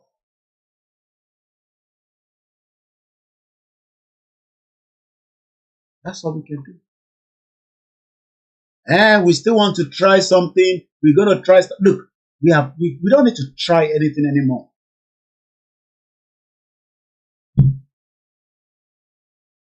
Enough is enough. Kí ló ṣẹlẹ̀? Nígbà tẹ́ ń ta pure water láti inú mọ́tò méjì 500 méjì báàgì méjì 500 láti inú mọ́tò àwọn tó máa tún ta kọ́lé ló máa tà. Kí ló pé ìnira á pọ̀ jù ní Nàìjíríà ìnira ti pọ̀ jù. Àtìgbà tí Buhari ti bọ́lẹ̀ báyìí ni Buhari ti gbé lọ́ọ̀fù ló ti gbé ìfẹ́ lọ. Kò sífẹ̀ẹ́ mọ́ ìnira ayé ti pọ̀ ju epo wọn àsọ̀rọ̀ gàrí wọn àsọ̀rọ̀ gbogbo nǹkan wọn àsọ̀rọ̀ ṣé pure water omi tá a mu lẹ́tún jẹ́ kó wọ́n omi jọ́sọ̀ omi tọ́lọ́run dà tó ń ṣe pé bóyá pé kínní òun lẹ́tún jẹ́ kó wọ́n ibo la ń lọ lórílẹ̀‐èdè Nàìjíríà ibo la ń lọ báyìí níbo la ń lọ tó bá pọ̀ ogun la máa jà tí gbogbo èyí máa fi solve tó bá pọ̀ ogun la máa jà tí gbogbo ìyà tí àwọn mẹ̀kúnnù ń jẹ yìí táàfin ní jẹ mọ́ ẹ jẹ́ ká kúkú jagun ẹ tó bá máa kú kó kú ẹ tó bá máa yè kó yè ìnira àtẹ́ni wọ́n lára yóò ti pọ̀ jù ẹ̀yin nìkan lè gbádùn kí ló ṣẹlẹ̀ gan ṣẹ́yìn lè gbé wáyé wọlé síbẹ̀ ni. Why we stop to be like this? Nàìjíríà sì máa dùn únjẹ Nàìjíríà ìgòsù ìtìjọ́ ẹ̀sìn àtúrọ̀mọ́ pure water báyìí pé kó lọ ra pure water wa. Pure water ń sìn ó ti di méjì báàgì méjì 500 kí ló tún ṣẹlẹ̀ èwo ló tún ṣẹlẹ̀ báyìí kí ló tún kọ pure water omi tá fi ń dáná omi tá fi ń dáná kí ló dé pé gbogbo nǹkan báyìí ìnira ti pọ̀ jù Lagos State yìí kí ló ṣẹlẹ̀ nígbà tẹ́ ń ta pure water láti inú mọ́tò méjì 500 méjì báàgì méjì 500 láti inú mọ́tò àwọn tó máa tún ta kọ́lé ló máa tà. Kí ló pé ìnira á pọ̀ jù ní Nàìjíríà ìnira ti pọ̀ jù àtìgbà tí Buhari ti bọ́lẹ̀ báyìí ni Buhari ti gbé lọ́ọ̀fù ló ti gbé ìfẹ́ lọ kò sífẹ̀ẹ́ mọ́ ìnira ayé ti pọ̀ ju epo wọn àsọ̀rọ̀ gàrí wọn àsọ̀rọ̀ gbogbo nǹkan wọn àsọ̀rọ̀ ṣé pure water omi tá a mu lẹ́tún jẹ́ kó wọ́n omi jọ́sọ̀ omi tọ́lọ́run dà tó ń ṣe pé bóyá pé kínní òun lẹ́tún jẹ́ kó wọ́n ibo la ń lọ lórílẹ̀‐èdè Nàìjíríà ibo la ń lọ báyìí níbo la ń lọ tó bá pọ̀ ogun la máa jà tí gbogbo èyí máa fi solve tó bá pọ̀ ogun la máa jà tí gbogbo ìyà tí àwọn mẹ̀kúnnù ń jẹ yìí táàfin ní jẹ mọ́ ẹ jẹ́ ká kúkú jagun ẹ tó bá máa kú kó kú ẹ tó bá máa yè kó yè ìnira àtẹ́ni wọ́n lára yóò ti pọ̀ jù ẹ̀yin nìkan lè gbádùn kí ló ṣẹlẹ̀ gan ṣẹ́yìn lè gbé wáyé wọlé síbẹ̀ ni.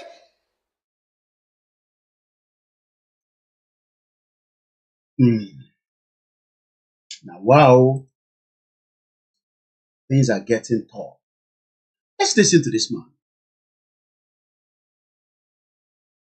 Doesn't know everything. I frankly have been very disappointed in Tinubu, very disappointed. I thought he understood economics. Now I realize he's just a bookkeeper. Baba Yoda. Only I thought Tinubu was an accountant. I didn't realize that he was a bookkeeper. Bàbá yìí, Jagaban lẹ́wà,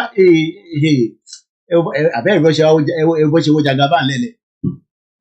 Ẹ wo bí wọ́n ṣe ń wọ́ Jagaban nílẹ̀ẹ́lẹ̀. Tinubu, ọmọ olódò ọdẹ. Tinubu Jagaban lè ń sọ pé bookkeeper ni.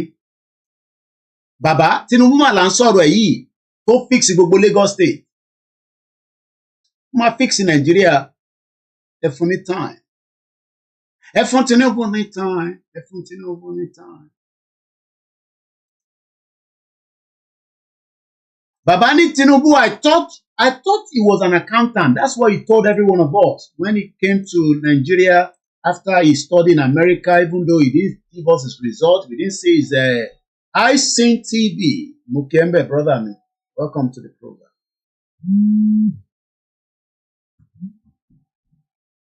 I think somebody is calling.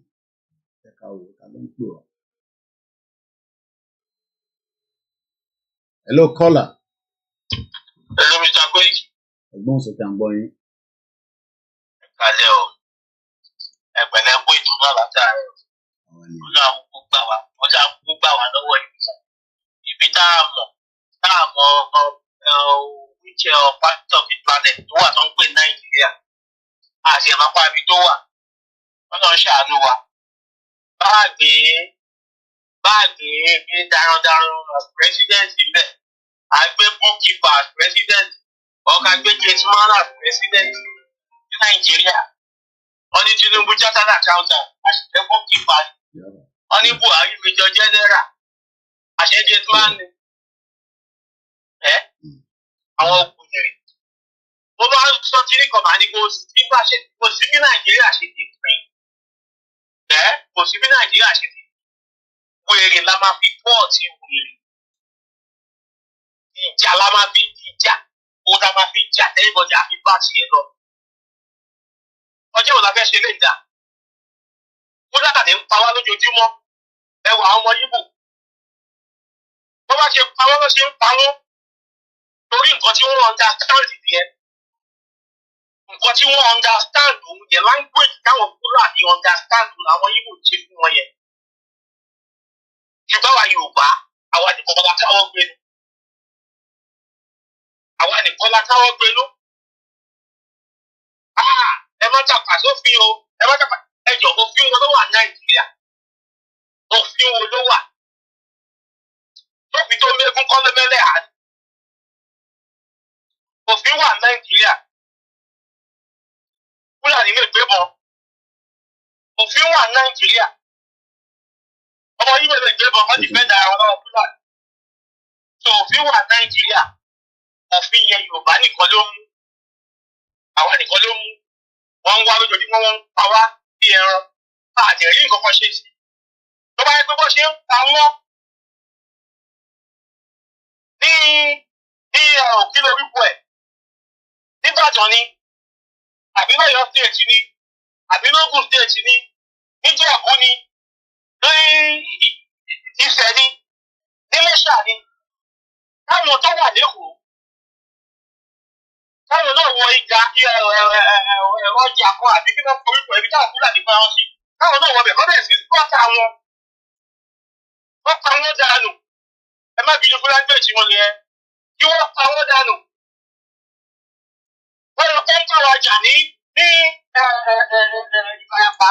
Táwọn ọmọ Yorùbá tó wà lẹ́kọ̀ọ́ lẹ́kìtì lóńdó ní lógùn state. Wọ́n bẹ̀rẹ̀ sí tẹ́lọ̀ fún Fúlàní.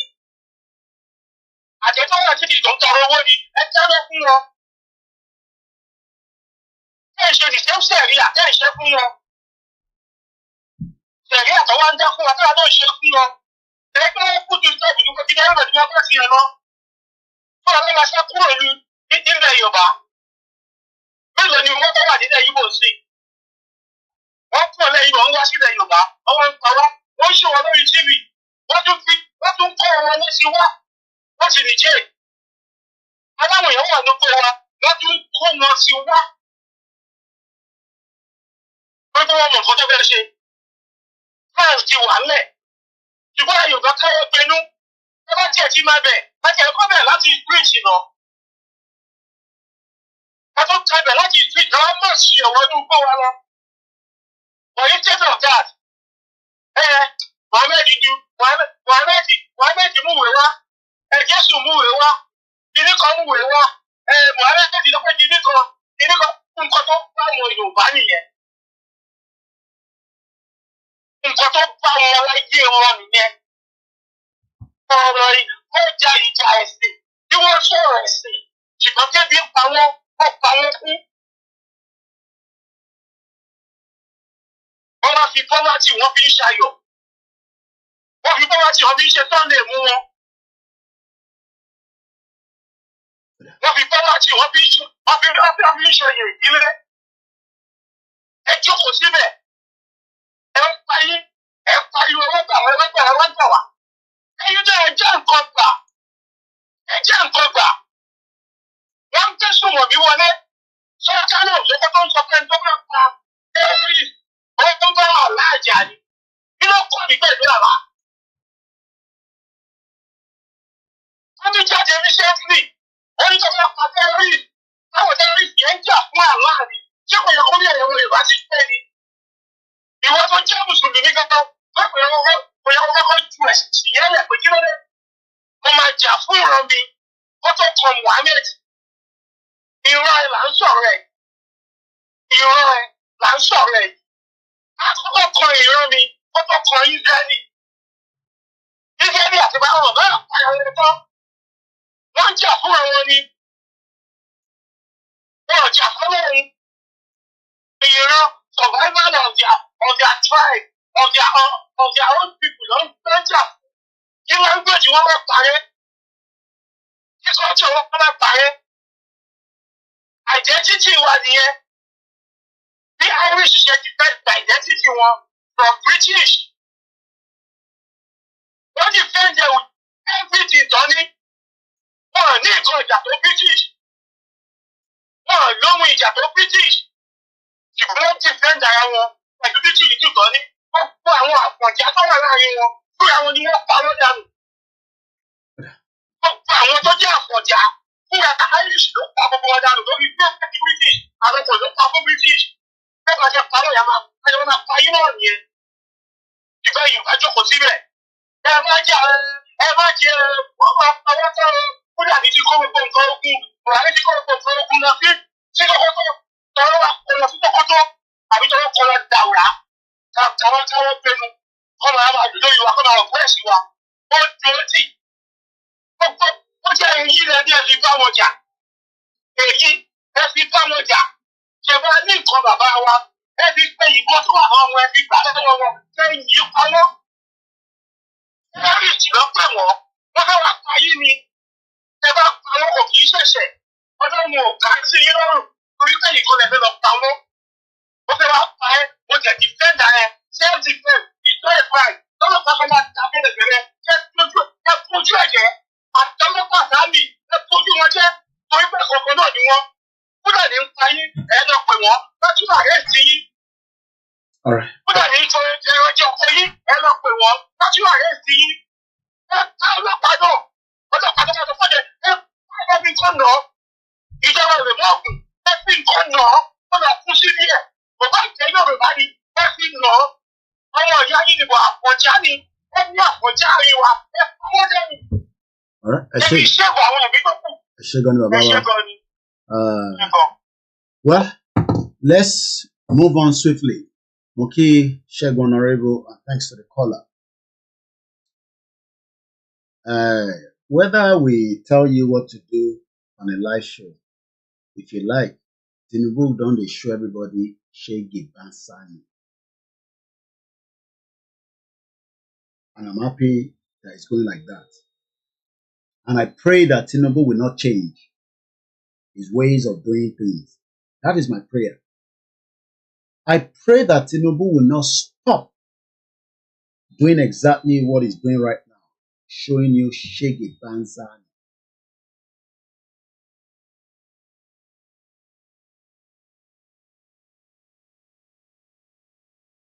And doesn't know everything. I, frankly, have been very disappointed in Tinubu, very disappointed. I thought he understood economics. Now I realize he's just a bookkeeper. How do you mean bookkeeper? Because bookkeeper is an accountant.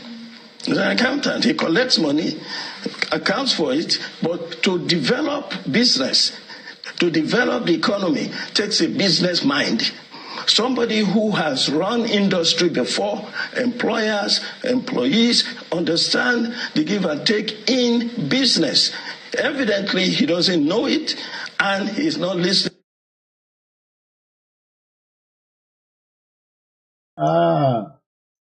Tinubu don't show everybody. Tinubu is just showing everybody what it means. Remember? lálàá olùlọ́jọ́ kọkànlá oṣù kẹwàá ṣe fẹ́ gbọ́. ọjọ́ tó ń sọjọ́ ìbí ọmọ aládìkún olóyè Sunday májàsọ́lá àdìsá ọmọ adéyẹmọ aka Igboho ṣá nípa bí gbogbo àwọn ọmọ ẹgbẹ́ ìfẹ́lọ́dún àpapọ̀ Yorùbá lágbàáyé lábẹ́ ààrẹ wa ọmọọba Adébáyọ̀ Fáládé ti gbàkejì ààrẹ Mákindé Ìgè-Àdùnbí Kentos kì í ṣe ìrọ́kẹ̀kẹ̀ ìgbáradì níbàámu pẹ̀lú ìfẹ́ àti ẹ̀mí ìforihàn wàgbékalẹ̀ àyẹ́sí ọjọ́ ìbí Ìgbòho fún tọdún yìí pẹ̀lú àkọlé Dinner with Ìgbòho. bákan náà làwọn ọmọ gba ọba ògbóni àgbáyé lálejò Tajudeen Ọlárẹ̀wájú Àjàlá àti bàbá Adésọjí Tàlàbí àwòrò ṣàṣà eégún mọ̀gájí nílùú London láti wá ṣe àyẹ́sí fún olóyè Ìgbòho lọ́jọ́ náà tí ó wáyé nínú gbọ̀ngàn ńlá ní London Kensington 179-199 Holland Park Avenue London W114UL United Kingdom bẹ̀rẹ̀ látago 7 ìrọ̀lẹ́ ẹlẹ́lẹ́dago 12 òru. bákan náà láti ń kí wa kú ìmúrasílẹ̀ ìwọ́de làmìlaka tẹgbẹ̀lẹ́gbẹ̀ ènìyàn tí ó wáyé nílùú ọba 1 million rally in London lọ́jọ́ 12 oṣù kẹwàá ó jẹ́ ọjọ́ kejì dínà pẹ̀lú Ìgbòho léyìí tó láyọmí Koiki àti bàbá wa Gbẹ̀du ọmọ ṣàkóso ẹ̀ lọ́ọ̀kan ọ̀jọ̀kan àwọn àlàkalẹ̀ ìrọ̀rùn. bàbá ṣe máa fi ọkọ̀ àjàgbé ńlá ní London route bus gbé àwọn àgbààgbà àti àwọn abarapá gbogbo láti BBC in Oxford Street títí tí ìwọ́de ó fi parí sí Paris Trafalgar Square tó bá wá di ọjọ́ 13 ọjọ́ kẹtàdínà pẹ̀lú Ìgbòho láwọn máa ṣàbẹ̀wò lọ sí ìlú Manchester gan fún ẹ̀kúnrẹ́rẹ́ àlàyé síwájú sí i tàbí láti dá sí ètò ìfọlọ́ntìrìlì ẹ lè pè tàbí kẹ́ WhatsApp Ọláyọmí Koiki lórí +447-594-050-979 Kéde Ìgè-Àdùnbí lórí +447-570-320-030 Ṣọlá kò gbúdọ̀ kú lórí +353-863-375-537. bákan náà ní ẹ lè kàn sí Tóyìn Ọláoyè lórí +447-896-018-764 lápapọ̀ ọmọ Yorùbá àgbáyé pátápátá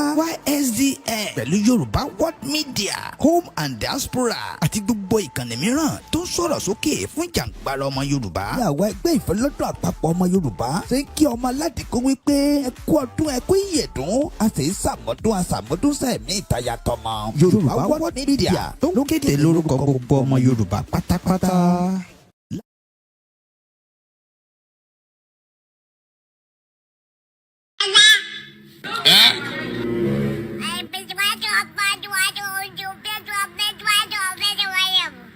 You say?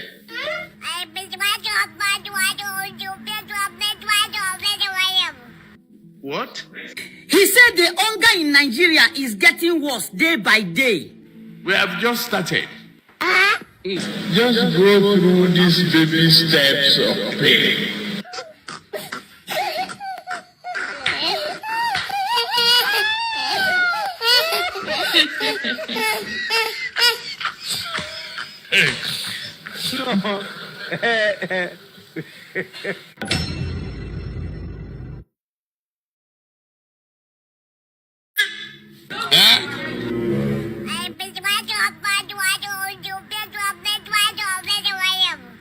You say?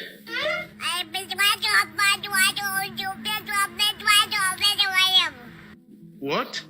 He said the hunger in Nigeria is getting worse day by day. We have just started. Just go through these baby steps of pain.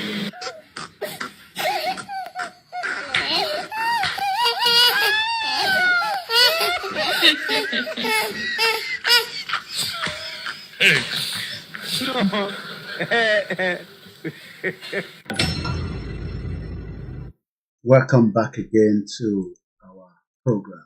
My name is Oluwole Koiki. As this is a program that educates and asks questions Why is Tinubu doing what he's doing? And what plan does he have to rescue you from the current climate of Nigeria? Reduce fuel price as Nigerians are hungry, Bishop Kuka tells Tinubu's government. Reduce fuel price. Do you think that Tinubu Jagaban will reduce the fuel price as Nigerians are hungry? Bishop Kuka tells Tinubu's government. Kilo Shele is because our people fail to listen. For 3 years, we were begging them, we were pleading with them that Tinubu is not a Messiah. But many say Tinubu is our Messiah. And today, in less than 1 year plus, all kind of shades, bottles are thrown into Tinubu's. Bishop Kuka, he emphasized that Nigerians are struggling with hunger and economic hardship, making it imperative for the government to take action.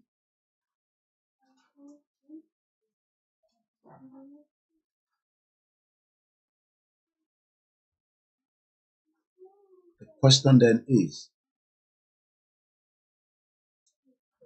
would Tinubu's government listen to all these advice, or it will just ignore them?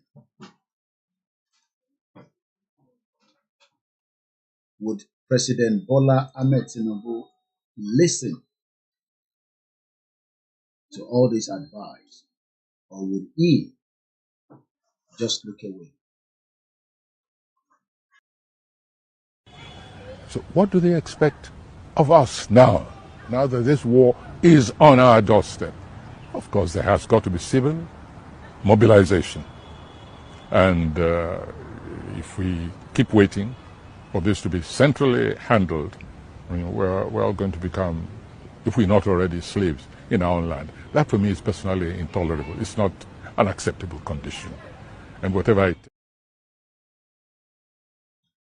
it takes is what we have to do. Igboho cried out. Igboho begged us that we should all come in one block. I recorded this video that I'm about to play now in 2021. I just managed to find it in one of my Google videos.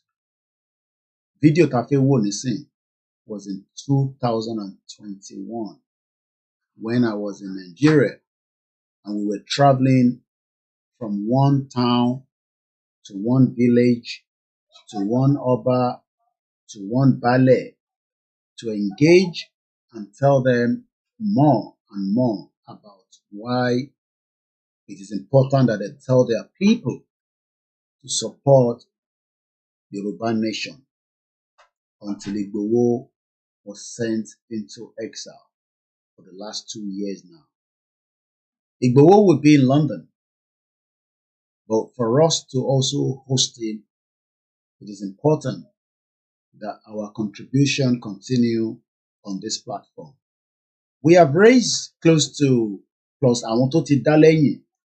I received 2 more people, no, just one.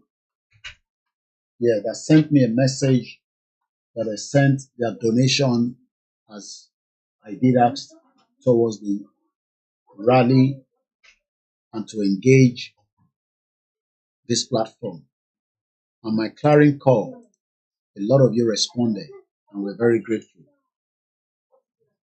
Let us continue to do our own little to support the coming of Igboho to London. There's still a lot to cover. and there's going to be more preparation that needs to be put in place. So mo dúpẹ́ lọ́wọ́ ẹ̀yin tí a pè tí ẹ bá wa dá sí. The next video is about 10 minutes. I'm just going to let it flow. I just want us to remind ourselves that the journey fẹ́yìn tí ẹ mọ iṣẹ́ tí Igboho ti ṣe, and reason why we now need to come together next month and also support him. I cannot put a timeline to the travel that we did because I wasn't recording it. But Tabanika wo each of the trip that we were going from point to point. Tabati gbéra not early in the morning, but tó bá ti mú agbéra látọ̀sán, a kì í wọlé nígbà míì until lóru. Àwa ń béèrè fún one day pé ká wá yẹ bàbá yìí sí. Ká kàn fi wá ṣe ìdúpẹ́ fún. That is for those that cannot make the dinner at £100. The other one on Saturday is free for every one of us to attend. You will not be charged to attend the rally on Saturday. It is a free public event. And if you're one of those that wants to come and disrupt it, I'm begging you, please do not try to do so. Not because of anything that we can do to you, but we're just begging you. There's no point. You might not agree with Igboho, does not mean you should come on that day.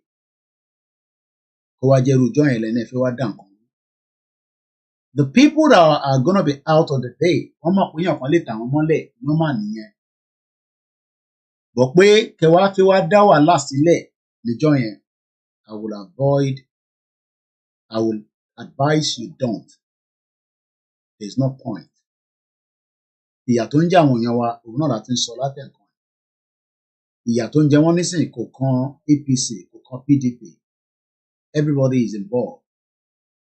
So we pray that maybe after you watch this very beautiful analysis of Igboho again, we know what he can do when it comes to when he's talking. Especially, he's good in that.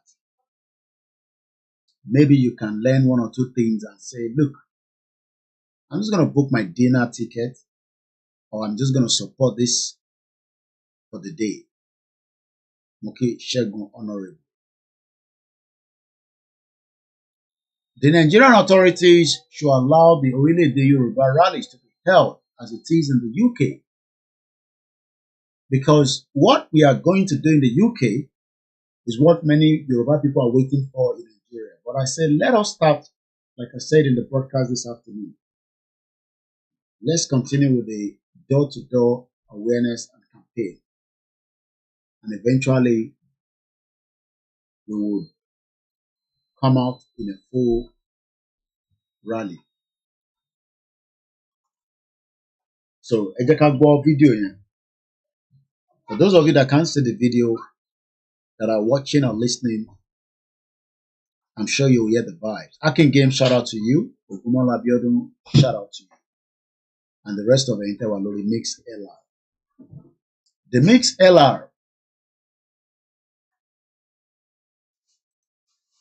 is more cheaper to listen to compared to other platforms.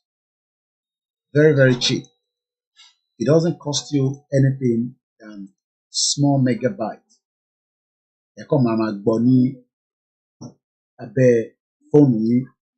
While you're doing other things.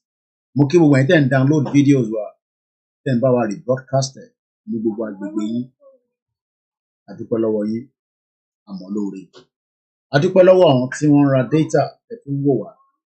Adúpẹ́ lọ́wọ́ àwọn tó ní Wi-Fi tí wọ́n ra internet lé lórí nílé wọn. Because you can have Wi-Fi in your house, and if you don't pay for it, you are not likely to also have internet. So let's take our time and listen to Igboho. Unless maybe we can learn one or two things from what he has said, again as usual, and some of the advice.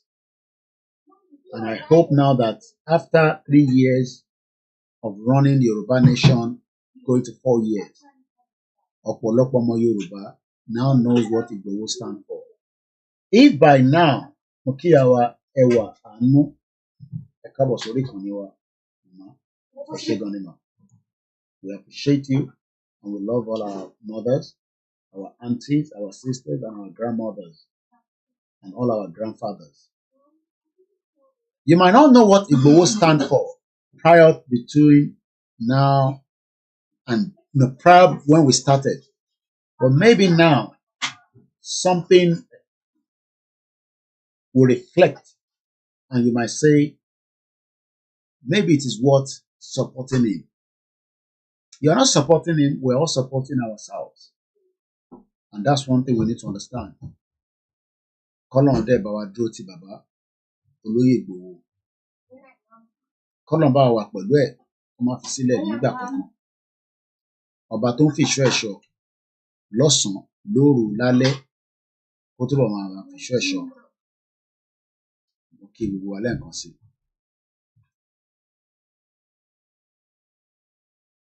Bàbá wa ikú bàbá yìí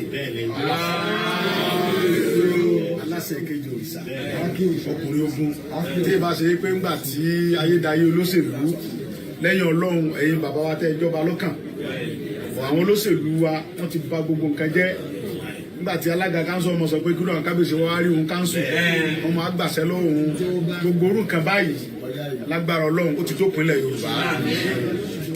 Ìdílé yìí yes kábíyèsí our royal fathers yes kábíyèsí fún wa ní àyè the Nigerian constitution bẹ́ẹ̀ ni ìbẹ̀rẹ̀ mú lọ tí ó dẹ̀ yẹ kó rí bẹ́ẹ̀ àti wá rí pé àwọn ọmọ yín là á gba ẹ̀tọ́ yẹn fún yín padà torí pé nígbà tí èmi gbọ́njú mọ àwọn bàbá mi ọmọ aládìkún ni mí ní ìlú Ìgbòho tí ì ṣe pé tí wọ́n bá dẹ̀ ń kí Aláàfin wọn ò lè sọ sítórì Aláàfin kọ́mọ̀ sí tàn bàbá mi mẹ́ wọ́n ní ládé ládé ládé Aláàfin ọ̀ládé adé aládìkún la bàbá Aláàfin torí pé jagunjagun làwọn bàbá tèmi gbogbo ọ̀pọ̀lọpọ̀ agbára tí Aláàfin Ṣàngó nígbà yẹn ó gbà tí ó lọ kó ń wo kólé bàbá mi lọ́wọ́ ni tí ì ṣe fíìmù tí kú gan ikú bàbá yìí mọ́ sọ fúnra ẹ̀ pé kí ẹ ṣe pé Sunday yàbàrá ó fi gbà wọn bàbá rẹ̀ ni so ìdí nìyí tí gbogbo àwọn bàbá jẹ́ ọ̀dọ́ tá para wa pọ̀ wípé ẹ̀nọ́fùsẹ̀ náà òótọ́ là ń sọ wípé ogun Fúlàní yìí kò ṣẹ̀ṣẹ̀ bẹ̀rẹ̀ gbogbo àwọn tọ́jọ́ lóṣèlú wa tọ́jà àwọn tá a fi ṣaṣíwájú tọ́jà àwọn bàbá wa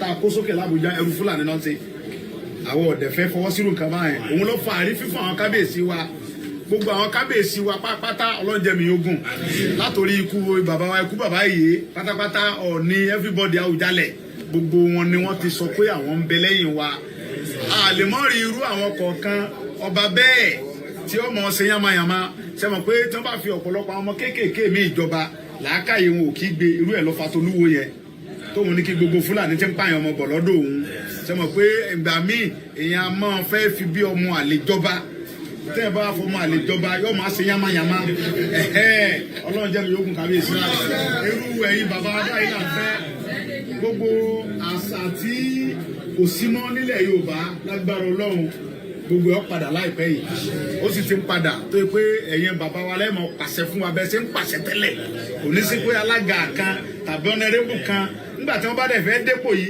wọ́n wá dọ̀bálẹ̀ wájú ẹ̀yin bàbá wa wọ́n máa ṣe kúbẹ́kúbẹ́ gbọ̀ngbà tí wọ́n bá dépò tán wọ́n sọ̀rọ̀ àwọn dèkà tó gbogbo èèyàn ó dópin láyé nígbà tí wọ́n sọ ìtàn bàbá Adésọjí Adérẹ̀mí ní ayé prime minister tí ń sọ lórí wa ńgbà náà tó èbó ń sọ lórí wa èbó wa ní kí wọ́n lọ ké sí bàbá wa Adésọjí Adérẹ̀mí wọ́n fẹ́ kó ń fẹ́ rí lẹ́kọ̀ọ́ bàbá Adésọjí Adérẹ̀mí sọ pé Ọọ̀ni ò kì í fòkè odò ó lè wò bàbá mi lọ́sọ̀tàn yẹn fún mi ó lè ṣe pé wọ́n ní òun bẹ́ẹ̀ bẹ́ẹ̀ ni ó ní Ọọ̀ni ò kì í fò òkè odò tí prime minister tó president ní president wa ń gbà náà tó bá fẹ́ rí òun ó gbé gbogbo agbára rẹ̀ kó gbé abó òun fẹ́ ni nígbà táṣẹ ń bẹ lẹ́nu àwọn bàbá wa ó gbé gbogbo agbára yẹn wá ní bọ̀ nísìn àwọn olóṣèlú wa torí ìjẹkújẹ torí ẹrú tí wọ́n fẹ́ ṣe fún Fúlàní wọ́n ti yí gbogbo ẹ̀ po Oòduà nation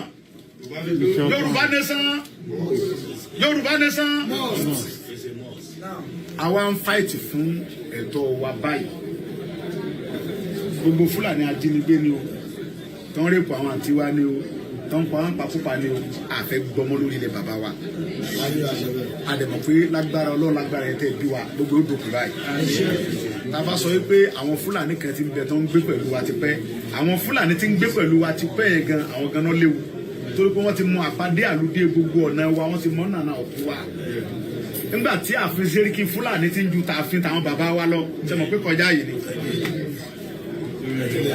Fúlàní nígbà táwa gbọ́njú nínú wa tẹ bí wa sílẹ̀ kábíyèsí tó bá di àsìkò ooru ntàwá ìlà tẹ̀lé síta sùn kẹlómi tó jí ọ̀tá aago méje àárọ̀ ẹ̀yin a máa bọ̀ látòkó láago kan òru tẹ́kẹ̀ mú gilọ́ ti sin kàkà tí ó àfitẹ́ bá ń gbọ́ kókókó dàdàbìrì tí máa ń ké lára igi lókù tí ẹ̀ bá dẹ́rọ ẹ̀wò ní ìsìn Fúlàní ọ̀pá yẹn Fúlàní wá ń jí wa gbé lórí ilẹ̀ bàbá wa ń béèrè ránṣọ̀ lọ́wọ́ wa Fúlàní rèpù àwọn ọmọ wa àwọn àǹtí wa wọ́n tún á ṣe fídíò wọ́n tún post ẹ̀ lórí ilẹ̀ bàbá wa gbogbo eléyìí Ọlọ́run dẹ̀ ṣe mo mọ̀ pé ìlú òkè òyìn ìlú akọni ni kò ní di pásẹ̀ mọ́ sọ sítórì aṣíwájú rẹ̀ ọmọ mi ni mo dẹ̀ ń gbọ́ kú méyà mẹ́fà bàbá mi náà ti ń dápẹ́ látàárọ̀ irú yín báyìí Ọlọ́run jẹ́ parẹ́ mọ́ kábíyèsí lọ́wọ́ kábíyèsí kò wá jẹ̀pẹ́ ìlú yóò ní bàjẹ́ nígbà tílẹ̀ Yorùbá bá dúró gbogbo ìlú yóò tóbi jù báyìí lọ gbogbo nǹkan àlùmọ́nì wa àwọn Fúlàní wọ́n ń wa góòdì wa ń wa kùsà wa wọ́n ìdáhùn Yorùbá ó débẹ̀ wọ́n lé wa ń bẹ̀ tí ò dẹ̀ yẹ kó rí bẹ́ẹ̀ so ìdí nìyí táwa fi ń béèrè bẹ́ẹ̀ ni ìdí nìyí táwa fi ń béèrè fún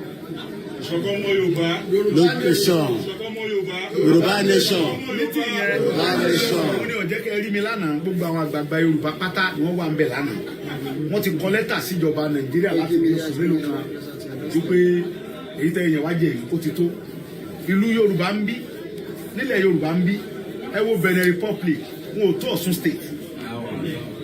Benin ṣe 10 years pé àwọn ń lo náà ìjọba tí ọ̀sẹ́ jù. Kábíyèsí ẹ̀kúnlẹ́mi ọ̀dọ̀ wa ń bí ni àwa àdú wa ń bí là ń tanẹ́ fún Benin à ń tanẹ́ fún Ghana à ń tanẹ́ fún gbogbo wọn àwa tá a wá ní iná náà ń tà yẹn àwọn òrìlẹ́ lò. Àwọn ọ̀pọ̀lọpọ̀ àwọn nígbà tá a gbọ́jẹ́ wo ọ̀pọ̀lọpọ̀ àwọn bọ́dà mi kéékèèké yìí nígbà tí ò sí owó táwọn bàbá òbí tọ́jú wọn wọ́n mọ̀ mú wọn lóko wọ́n ní kẹ́lómi ọlọ́kọ́sẹ́ mẹkáníìkì machine wọ́n ní kọ́ ọmọ ọdún mẹ́jọ ọmọ ọlọ́kọ́sẹ́ káfíńtà léyìí tí ò yẹ kó rí bẹ́ẹ̀ láyé àwọn bàbá wọn lọ́wọ́ ẹ̀kọ́ ọ̀fẹ́ wà náà nílùú òyìnbó wọn gbọ́dọ̀ rí ọmọ kékeré nígboro lọ́sàn-án kí ni wá bàbá rẹ̀ ọ̀dọ̀ ẹ̀wọ̀n torí pé ẹ̀kọ́ ọ̀fẹ́ ni ẹni tó bá tó wá parí ìwé tí ọba níṣẹ́ ọmọ gbowó oṣù ìgbésí ayé rọrùn wà ẹ lè kọ́lé ìlú èbó kan fi fẹ́ǹsì sí wọ́n kọ́lé bá a ṣe kọ́lé ìlú ẹ̀ náà ṣe kọ́lé nígbà tí Fúlàní jí wa gbé à ń ṣe fẹ́ǹsì sílé bá a ṣe kọ́lé rè nígbà tí mi mọ̀ à ń ṣe fẹ́ǹsì sílé wa à ń ṣe placement àtẹ̀ní àsùngbà tó wù á ṣe bó ṣe wù á tájú lé wa èèyàn gbọ́dọ̀ dẹ́rẹ́ wọ́n sì ìdí nìyí ta fi ń béèrè fún Yorùbá nation ó dẹ̀ ti di dandan ó ti wà ó ti rẹ́dì ó ti ṣeé ṣe àjọ̀dọ̀ jẹ́ kẹ́yìn bàbá wọ́n mọ̀ mọ̀ àní ẹ̀yin bàbá wa lọ sọ wípé ẹ̀yin bàbá wa ẹni ọbẹ̀ òkè ń mì ní kún àgbà ẹ̀yin ẹ mọ ṣàdúrà fáwa a lè sọ pé kẹ́yìn mọ̀ sọ lójú ogun mọ́ ó ti dèwọ̀ ẹ̀yin ò mọ̀ fi àdúrà rẹ̀ wá lọ́wọ́ ni ẹ̀tọ́ wa àfẹ́gbà lọ́wọ́ Fúlàní ẹ̀tọ́ wa àfẹ́gbà lọ́wọ́ Fúlàní ó ti tó gẹ́ ìjọba Fúlàní lórí wa ó ti tó gẹ́ ìjọba Fúlàní lórí wa ó ti tó gẹ́ nígbà tí ilẹ̀ Yorùbá bá dọ̀bẹ̀ tí ẹ̀yin bàbá wa gbogbo bá kó wa jáde ńjọ́ tí a bá nẹ fúláàgì wa àníwá yìí ti ká lóye. Ikú bàbá yìí aláṣẹ ìkejì òrìṣà akọni ńlá ní Aláàfin tí mo bá ń sọ̀rọ̀ màá ní Aláàfin sojo Aláàfin lọ́ba tó kọ́kọ́ kọ lẹ́tà sí Buhari pé enough is enough tí bàbá mi lè jẹ́rìí sí ikú bàbá yìí lọ kọ́kọ́ kọ lẹ́tà sí ìjọba Nàìjíríà wípé ó tó gẹ́ ìyàtọ̀ fi ń jà ọmọ òun ó ti tó bẹ́ẹ̀ gẹ́ ìgbà táwọn ìjọba Nàìjíríà lọ bá lọ́dún mẹ́ta yìí pé kọ́ fa Sunday Igboho lóhùn lọ́wọ́ ó ní òṣèṣe bẹ́ẹ̀ ó ní Sunday Igboho tẹ̀ ń wò yẹn onímẹ̀wàá ni ó lè tẹ̀ ń rí yẹn tí ń káàkiri kò sí Sunday Igboho torí pé òun mọ̀ ọ́n. ẹ mọ̀ pé tí bá ń sọ fún yín pé Ọlọ́run fi olóyè kẹ́mi ọ̀pọ̀lọpọ̀ yín kò ń ṣe gbogbo yín o pé mo mọ̀ pé àwọn ọmọ Yorùbá tó ní làákàyè Ọlọ́run bá ń kẹ́ ló wà lórí program mi tọ́dẹ̀ mọ̀ pé mo ò ní sọ àsọdùn mo fẹ́ kẹ́ farabalẹ̀ gbọ́n tí olóyè fi sọ ní bíbáyìí many times ni mo ti confirm ẹ̀ fún yín ní bíbáyìí Ọlọ́run kan tún náà máa tún bá fídíò yìí pàdé mo kíyà tó bí mi lọ́mọ ẹ káàbọ̀ sórí ètò mọ́. How many Bishop Adesina Mokinsa? how many people ló ti wà lórí ètò tí mo máa ń dárúkọ pé ikú bàbá yèyé I'm sure pé wọ́n pa bàbá yẹn mo rò pé ikú Elédùmarè ló pa bàbá yẹn I'm still not convinced pé bàbá yẹn ó jáde láyé fún rẹ̀ because èmi àti olóyè wà níbẹ̀ nígbà tó sọ fún wa pé Buhari ní kó wá mú olóyè mọ́nú palace how many people ló mo ti sọ níbí báyìí how many times ni mo máa ń sọ kí ló lóyè fẹ́ gbẹ́nu lé màá pè fún yín ẹ máa farabalẹ̀ gbọ́ lẹ́nu ẹ̀ gangan.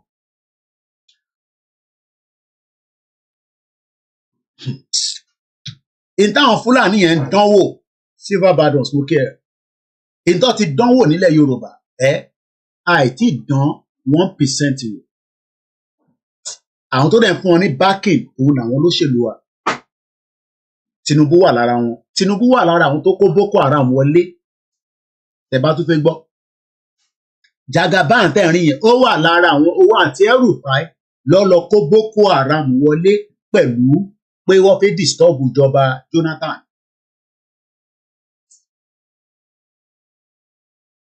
Mo kí Pastor Mo I won't be surprised. Mo ní ikú bàbá yèyé ó jẹ́ káwa gbọ́ pé Buhari ó pe òun lórí fóònù wọ́n pe bàbá pé kó mú Ìgbòho sínú palace dèwú òun á rán àwọn èèyàn wá nígbà tí ikú bàbá yèyé yóò fún wọn ní authorization ni wọ́n fi ikú lọ pé pa Ìgbòho mọ́nú ilé ní July 2021.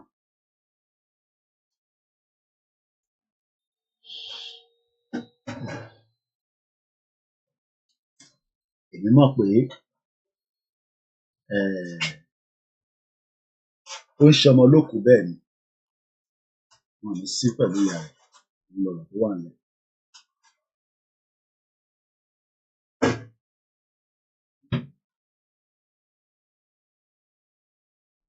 How old ni ikú bàbá yèyé? He died at 83.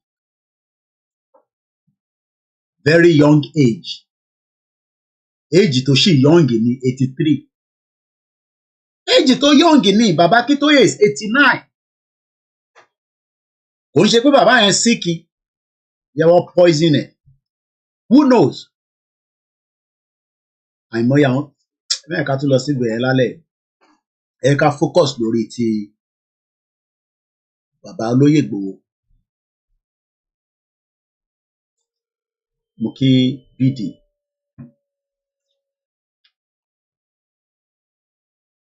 $52 years ni Aláàfin fi wà lórí oyè. 5 decades. 52 years. 1970 ni wọ́n succeed Aláàfin Gbádégẹṣin Ládígbò II. Baba was crowned on January 14, 1971.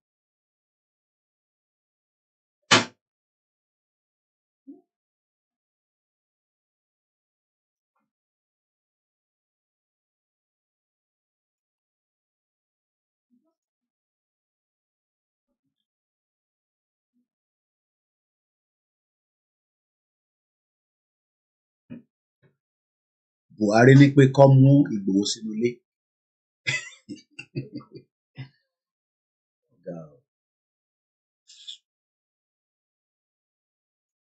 Nǹkan ti ṣe Yorùbá. Èmi á fi ìtókù sílẹ̀ bẹ́ẹ̀. Ìtókù tí Aláàfin sọ ìyẹn ṣe fún public consumption. Bọ́jà gbọ́n tó lóye sọ tán nínú ibi tó ti ń bá kábíyèsí sọ̀rọ̀ níbí wa. Ikú bàbá yèé Aláàfin èkejì òrìṣà akọni ńlá ni Aláàfin. Tí mo bá ń sọ̀rọ̀ màá ní Aláàfin sojo. Aláàfin lọ́ba tó kọ́kọ́ kọ lẹ́tà sí Buhari pé enough is enough. Tí bàbá mi lè jẹ́rìí sí. Ikú bàbá yìí ló kọ́kọ́ kọ lẹ́tà sí ìjọba Nàìjíríà.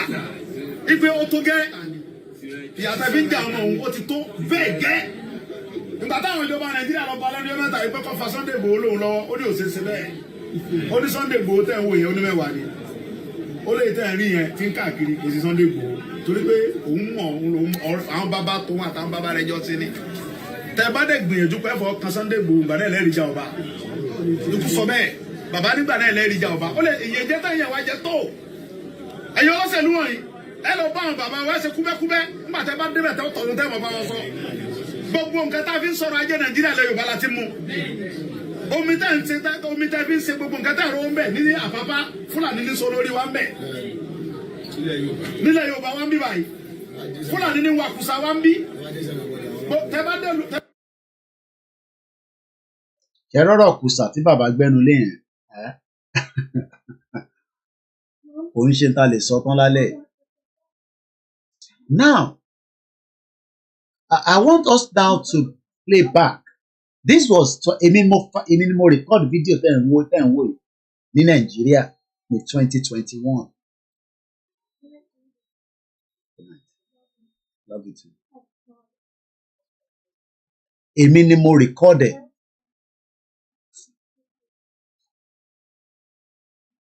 Èmi ni mo record this video and see the presentation of Igboho within 10 minutes. Tẹ́bá láti Abuja lọ sí gbogbo Kaduna Kano double lane 8 lane ẹ máa tọ̀ lọ. Kábíyèsí tẹ́bá dé Abuja tẹ́bá lè lọ sí Kano sí ẹ wọ train lè máa wọ̀ tó. Tẹ́bá gbéra láti Abuja nígbà tẹ́bá fi dé Lọ́kọ́jà ìyẹn mọ̀ sépè fún mi yìí. Fast train ló ń lò láti bẹ̀ kí ló wá dé tó jẹ́ pé gbogbo nǹkan tẹ́bí sọ̀rọ̀ ajé lẹ́yìn Yorùbá lẹ́tí máa Yorùbá yẹn làwọn jìyà ẹ̀ ó ti tó gẹ́ so Ọlọ́run jẹ́ kẹ́mi lógún fún wa òun la fi wá káàkiri àkọ́kọ́ náà gbogbo. Òun la fi wá ń káàkiri ẹni tó fẹ́ pa Ìgbòho fún nìyẹn. So ẹni tó wà ní UK bóyá ẹ bá fídíò ìpàdé rí even though pé ó wà in the public domain but it's just that Ọlọ́run fẹ́ jẹ́ ká tún rí ló ṣe dá padà fún mi pé kí Google gbé wá bá mi ni mo ṣe láǹfààní àti rí fídíò yìí láti lè post it again àti post it níjẹta. Ẹ wá wo látara tí olóyè ń sọ̀rọ̀ lé lórí 2021, 2022, 2023 àti wà ní 2024. That was 3. Kò tẹ̀ tí mọ̀ pé ó máa wà on exile kúrò nínú mi. Bola Tinubu was also on exile. Ẹ gbọ́ mi. 3 years ọdún mẹ́ta ni fídíò tẹ̀ ń wò yìí. 3 years ago. 3 years ago ni fídíò tí ẹ̀ ń gbọ́ yìí. So that alone is what to come and celebrate. Pé olóyè nígbà tó ń káàkiri àwọn láǹfààní àti káàkiri pẹ̀lú ẹ̀ àmọ́ pé orún ń bọ̀ ní UK ó fi wá darapọ̀ mọ́ wa ó ti di dandan pé káwa náà darapọ̀ mọ́ ẹ̀. Ó ti di dandan pé káwa náà darapọ̀ mọ́ ẹ̀. Mo kí brother mi Yẹmi Fátókè just reason. Mo kí African Confidential kò ṣe lórí X tó ń pè ní Twitter. Ẹ lè má agree pẹ̀lú gbogbo tó lóye ṣe. Let's just leave it like that. Ẹ lè má agree. But for the fact that ó dìde, he was doing the right thing. Ó ń lọ sí àbá kankan. Ó lọ yọjú sáwọn. And bá ṣe ń lọ yẹn, à ń create awareness yẹn lọ. À ń create awareness yẹn lọ. Àwọn Tinubu wá mọ̀ pé olóyè ó máa gbàjọba máa wọn lọ́wọ́. Tinubu ò lè náà wọ̀ mọ̀ nípa bó ṣe lọ bá olóyè nílé ẹ jẹ́ ká fìyẹn sílẹ̀ bẹ́ẹ̀. Àmọ́ the fact remain is that Tinubu ti wá di president yín nísìn ṣe ti wá rí pé good night ṣe ti wá rí pé irọ́ ni Tinubu pa fún yín. Láàárín bàbá Akintoye àti president Bola Ahmed Tinubu talẹ̀ yìí rò pé onírọ́ làwọn méjèèjì. Láàárín bàbá Akintoye àti president Bola Ahmed Tinubu talẹ̀ yìí rò pé ó ń parọ́ fún àwa ọmọ Yorùbá. Because This video has just proved itself. Gbogbo tí olóyè sọ, àṣé kò tẹ̀tì, àṣé mẹ́wàá ò tẹ̀tì ṣẹlẹ̀. Àṣé bí ṣì ń bọ̀ wá pààyàn. Àṣé ọmọ Yorùbá ṣì máa lọ máa parẹ́. Tó máa di pé wọ́n gba kẹ̀kẹ́ márúwá lọ́wọ́ ẹ̀ ní Kòròdú tó fokùn sí rẹ̀ lọ́rùn. Àṣé ọmọ Yorùbá máa mú oògùn májèlé á máa parẹ́ sínú ilé torí pé kò tó kọ́ ṣe mọ́ nínú ilé. Torí pé Tinubu rò pé bí Ìgbòho ṣe ń gbé ọ̀rọ̀ yìí lọ. Ara reason tí Tinubu ò ṣe tí ì fi ìdáríjì fún lóyè nìyẹn. Kò wá fi ṣáìn jù mí lọ. Ẹ mọ̀ pé Tinubu ní owó lọ́wọ́, owó dẹ̀ lòun máa fi ń ṣáìn. Náwó ni, a rí nínú protest ọ̀ṣẹ̀ tán yìí. Ó ní kán máa gbé 500,000 sádùúgbò kọ̀ọ̀kan. Bóyá gbogbo àdúgbò ló wá gba tiwọn, I don't know. Òun lówó lọ́wọ́, olóyè ò lówó lọ́wọ́, àmọ́ àwọn èèyàn nífẹ̀ẹ́. Ẹ jẹ́ ká wá fi ìfẹ́ yẹn náà ká fi wò. Ìyẹn la ṣe ń sọ pé gbogbo ẹni tí Ọlọ́run bá túbọ̀ bò láṣìírí. Àwọn tó dá sí a dúpẹ́ lọ́wọ́ yín lórí ètò wa ní ìtaṣe níjẹta.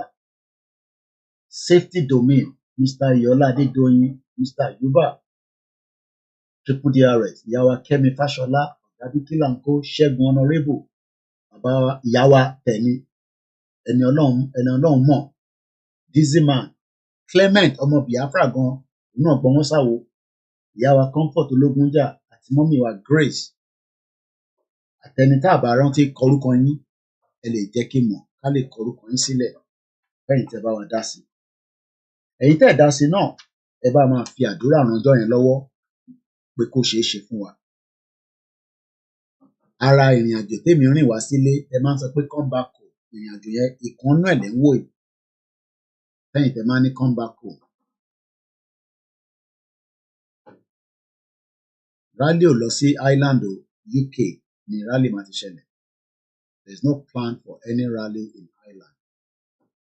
Gbogbo ètò tá a fẹ́ ṣe within the UK, nínú London àti Manchester ni ó lè wá dọjọ́ iwájú oníjọ́ mi o. For now, all event is between London and Manchester.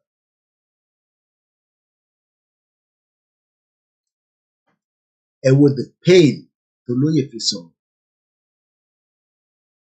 It is worth coming to celebrate with him.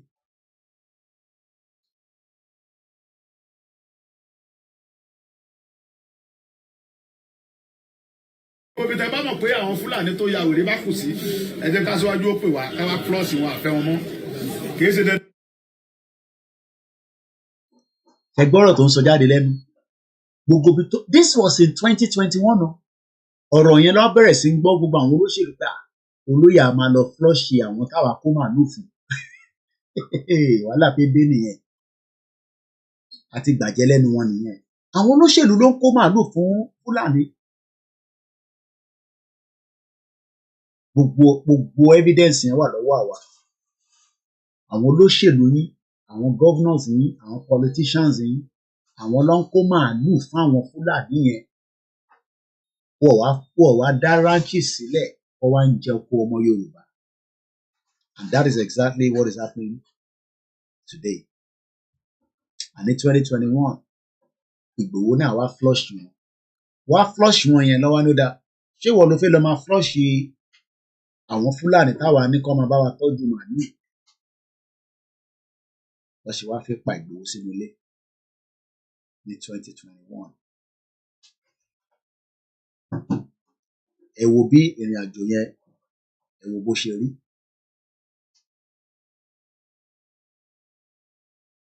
Ẹ wo ìrìn àjò yẹn, ẹ wo bó ṣe lọ. So when some of you come out and attack people like us, we are not upset with you. We know that you are just not aware of the situation of things in Nigeria. Because if you truly understand the situation of things in Nigeria, you would not attack us. àfi kí Ọlọ́run foríjì fún nǹkan tẹ́ ẹ mọ̀ tẹ́ ẹ ṣe. We were ready to flush them out as far back as 2021. But they did not want us to do so. Because ó ń benefit àwọn nǹkan jura wọn lọ. The invasion of these àwọn tí wọ́n fi màálù jẹko is a deliberate act that everybody knows. Now, for Igboho to stop them, not him alone, because àwọn ọmọ OPC kan tẹ̀lé wa, àwọn Àgbẹ̀kọ̀yà tẹ̀lé wa, àwọn I know many of these groups that were always traveling with us every time we were traveling. But yet, many of them thought, ó ṣe jẹ́ Igboho nìkan. Why him alone? And the question is, did he not pay the due price? Igboho paid the price. So when I look at Tinubu sometimes, I ask myself, what more does he want? And what is he waiting for? Is he waiting until tó bá páyẹ̀ kó tó mọ̀ tó fi ṣe? Ẹ wá ń expect pé Tinubu máa bá yín open account Igboho padà. He's not going to do that because he has no intention to forgive Igboho for outshining him pẹ̀lú owó tó wù ní lọ́wọ́. Because none of them expected the rise of Yoruba nation nígbà tí gbogbo ariwo yẹn jáde. It became a lot of concern for them that I will not go into all the details. They were shocked and they knew that the Yoruba people of this generation would not compromise. And that's why they came up with all manners of strategy, all manners of lies against the innocent Professor ADEBANJI Akintoye, just to make sure that anybody to bang Baba Akintoye. So when some of you now go and be listening to some of the people that never even came all the way down to where I follow the Igboho, because they sit in their own comfort zone and they're telling you, we know this. They don't know nothing. They don't know jack shit. Jack shit could sink of more. Because to sit online and lies, you can say, yeah, you can sit and make up all kind of manners of things. Is it the crowd that was following the Igboho that we never paid? Every town, there's no more job for them. They keep following Igboho until they exit that town. Was town me another set of Olokada in their hundreds, depending on the population of àwọn tó ń gun ọ̀kadà ládùúgbò yẹn. Àti tó ti fi ń ṣiṣẹ́, they stop the job. Wọ́n máa tẹ̀lé wa dé palace. Wọ́n á tún sìn wa dé ẹnu bodè because Yoruba land is ibodè kankan ni. Ibi tá lọ yìí nísìn there could be like 5 different ọba ló wà ní agbègbè yẹn tó ń manage ibodè yẹn. But because kò sí government, tílẹ̀ bá ti ṣú, everywhere becomes dark. Kò sí iná. À ń bọ̀ ní alẹ́ ẹjọ́ kan. I don't know the time precisely, but I know it was already coming up to 10, going to 11. I was in the same vehicle with CSI. And he was looking at my eyes and he knew what I was looking at. One coordinator, hey, lè rí náà o. Àwọn náà àtúpàyàn làwọn èèyàn tàn. We drove for like only God knows how many hours. Kò sí inú ẹyọ kan. Ìbá àwọn kan tẹ̀ máa ń tan generator. I am talking about in 2021. Ẹ wá ṣe sọ pé ipò wọn ní sí. Inú àtùpà ni wọ́n tàn lọ rẹpẹtẹ. Tàbá wá ṣe wá dé àwọn ibì kan bí joint. Làwọn èèyàn máa tan generator. Ẹni máa gbọ́ bí music. Àwọn tó ń ṣe fàájì. That is the kind of lifestyle your people and my people are living. Lẹ́yìn tẹ́ wà lábroad. Ẹni tó wà lábroad kò mọ tán lọ́lé o. Ẹ fi picture Lagos State ẹ fi ń wo ìlú. Àtùpà làwọn èèyàn tàn. Ẹ máa rí inú àtùpà yẹn. Ó wá tọ̀ lọ left right. Tabatukọ̀ wá dáhùn junction kan. Èyí fáwọn yẹn ó dà fáwọn yẹn gbáfẹ́ ọ̀tàn generator máa gbọ́ music. Tọ́ba gbọ́ pé Igboho ló ń lọ yẹn wá hélẹ̀. Igboho. Wọ́n máa mọ̀ pé òun ló ń lọ. But the convoy is a complete special convoy. Àfi ìta bá lọ quietly nìkan láfi pariwo síta. Ẹ lè mọ̀ pé òun ló ń lọ. Àwa gbà mí gan ànítàn siren. So when some of you sit in that your own little Instagram and Twitter and Facebook, the balance sort of Igboho, now come and wonder. This man has sacrificed. He has paid the price. And that price was almost going to take his life. The price he paid was almost going to take his life. He has inconvenienced him, while others are still in Mukiawa Titilola show. The same other set of people are enjoying their lives, while his own life has been earned in balance. Bàdúpẹ́ fọ́lọ́run tí ó sì bá wa dẹ́mi ẹ̀sìn torí wọ́n ní tẹ̀mí bá wà ìrètí ń bẹ. So what we can do for him is just to say, look, olóyè kò sí ta lè ná fún ẹ tó pọ̀ jù. Ẹ wo orú àwọn campaign tá à ń lọ yìí, ṣé mọ̀ pé owó olóyè ṣé mọ̀ pé nígbà yẹn hardly we come out and say we need money. Because Igboho was funding a lot of the money that we were using. Àfi tabakọ̀ fi ṣe rally làwọn èèyàn máa ń support wá rán aṣọ, wọ́n rán sẹ́ndì fìlà wá láti Lagos. Àmọ́ máa pààrà ìgbóṣe mi ò àwọn tó ń bá mi ṣiṣẹ́ wọ́n máa pààrà bus garage. A lọ máa gba aṣọ tẹ fi ránṣẹ́, fìlà, wáyà, ẹran ti gbogbo time yẹn nígbà tí mo wà nílé. A máa distribute it. That's if we're heading. But all these small outing yìí, kò ń ṣọ̀rọ̀ 5 million náà. Ìjáde kan kò ń ṣọ̀rọ̀ 5 million, kò ń ṣọ̀rọ̀ 7 million. Inú ẹ̀ a máa jẹun. Radis, Radat. Àwa ń ṣe ilé ló ń pè ní. Ìyẹn mo ṣe máa ń sọ fún àwọn èèyàn pé gbogbo ilé táwa ń ṣe lórí social media nísìnyí, it's only 3%.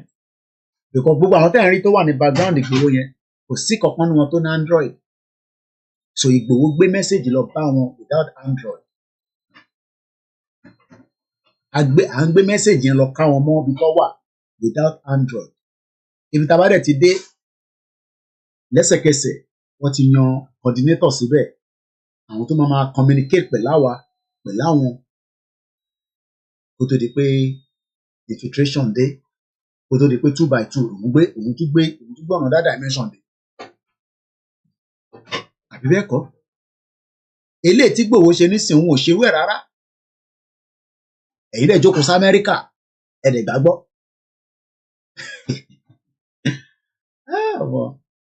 Agbọ́dọ̀ rí movie ṣe lọ́jọ́ iwájú. Irú èmi tẹ̀ gbọ́dọ̀ ṣe movie. Àwọn èèyàn dẹ̀ jókòó sí Amẹ́ríkà. Igboho ló ń káàkiri nísìn tí gbogbo wa rí. Èèyàn kọ́kọ́ dé láàrin méjì, a dẹ̀ sọ pé irọ́ ló ń pa. Kò sórí tọkọrọ nínú ẹ̀. Àwọn onírọ́. Òtítọ́ ló ń sọ. Ó ti bá ẹni tó ń gbé l'Amẹ́ríkà ló ń sọ ẹni tó ń gbé ní UK. So ṣéyàn ti mọ̀ nísìn pé bẹ́ẹ̀ lómi ṣe dá abroad gan, ó yẹ kéèyàn máa question nìyí. Because you should be questioned. Àtẹni tó kàwé nù wọn, àtẹni tó wà learned. Wọ́n múrin àjò, wọ́n divided. That is exactly what Tinubu want. Wọ́n ní látàyé báyé ni Tinubu ti máa ń break gbogbo ẹgbẹ́ ni. Tó bá ti rí pé ẹgbẹ́ kan máa dúró dáadáa tó lè outshine òun afọ gbogbo ẹgbẹ́ yẹn. So he was gonna do the same thing pẹ̀lú tí bàbá Akintoye gbé dání. But bàbá Akintoye wá jẹ́ni tí Ọlọ́run náà wá fi òye. bàbá wa jáde mo rántí fídíò yẹn bàbá ti endorse Tinubu bàbá ní yes ó ní right láti ṣe kódà ó wà qualify enough bàbá ní ká wo qualification ó sì sùn tètè Buhari lọ even though pàtí mọ̀ pé nísìnyí pé bookkeeper lásán ni kò ń ṣe accountant it's just a bookkeeper cashier lásán ni mo kí grandma Comfort Adélẹ́yẹ tó jọ́ mẹ́ta mọ̀ àrí yín lórí ètò. So Tinubu that Yoruba people love ẹ wá wo bí tó gbé yín dé báyìí nísìnyí after 1 year in office. So changes mélòó lẹ expect pé Tinubu máa ṣe fún yín within the next 3 years tó kù. Miracle wo ló kù tó fẹ́ ṣe tó fẹ́ perform ní 2021 Ìgbòho ní kí gbogbo àjọ fọwọ́ kún pé kájọ ṣe let's do it together and ask for self-determination. And you know kí ló ń pè ní self-determination Ìgbòho mọ tó ń pè self-determination olóṣèlú ni òṣèlú ló ń ṣe bla bla bla.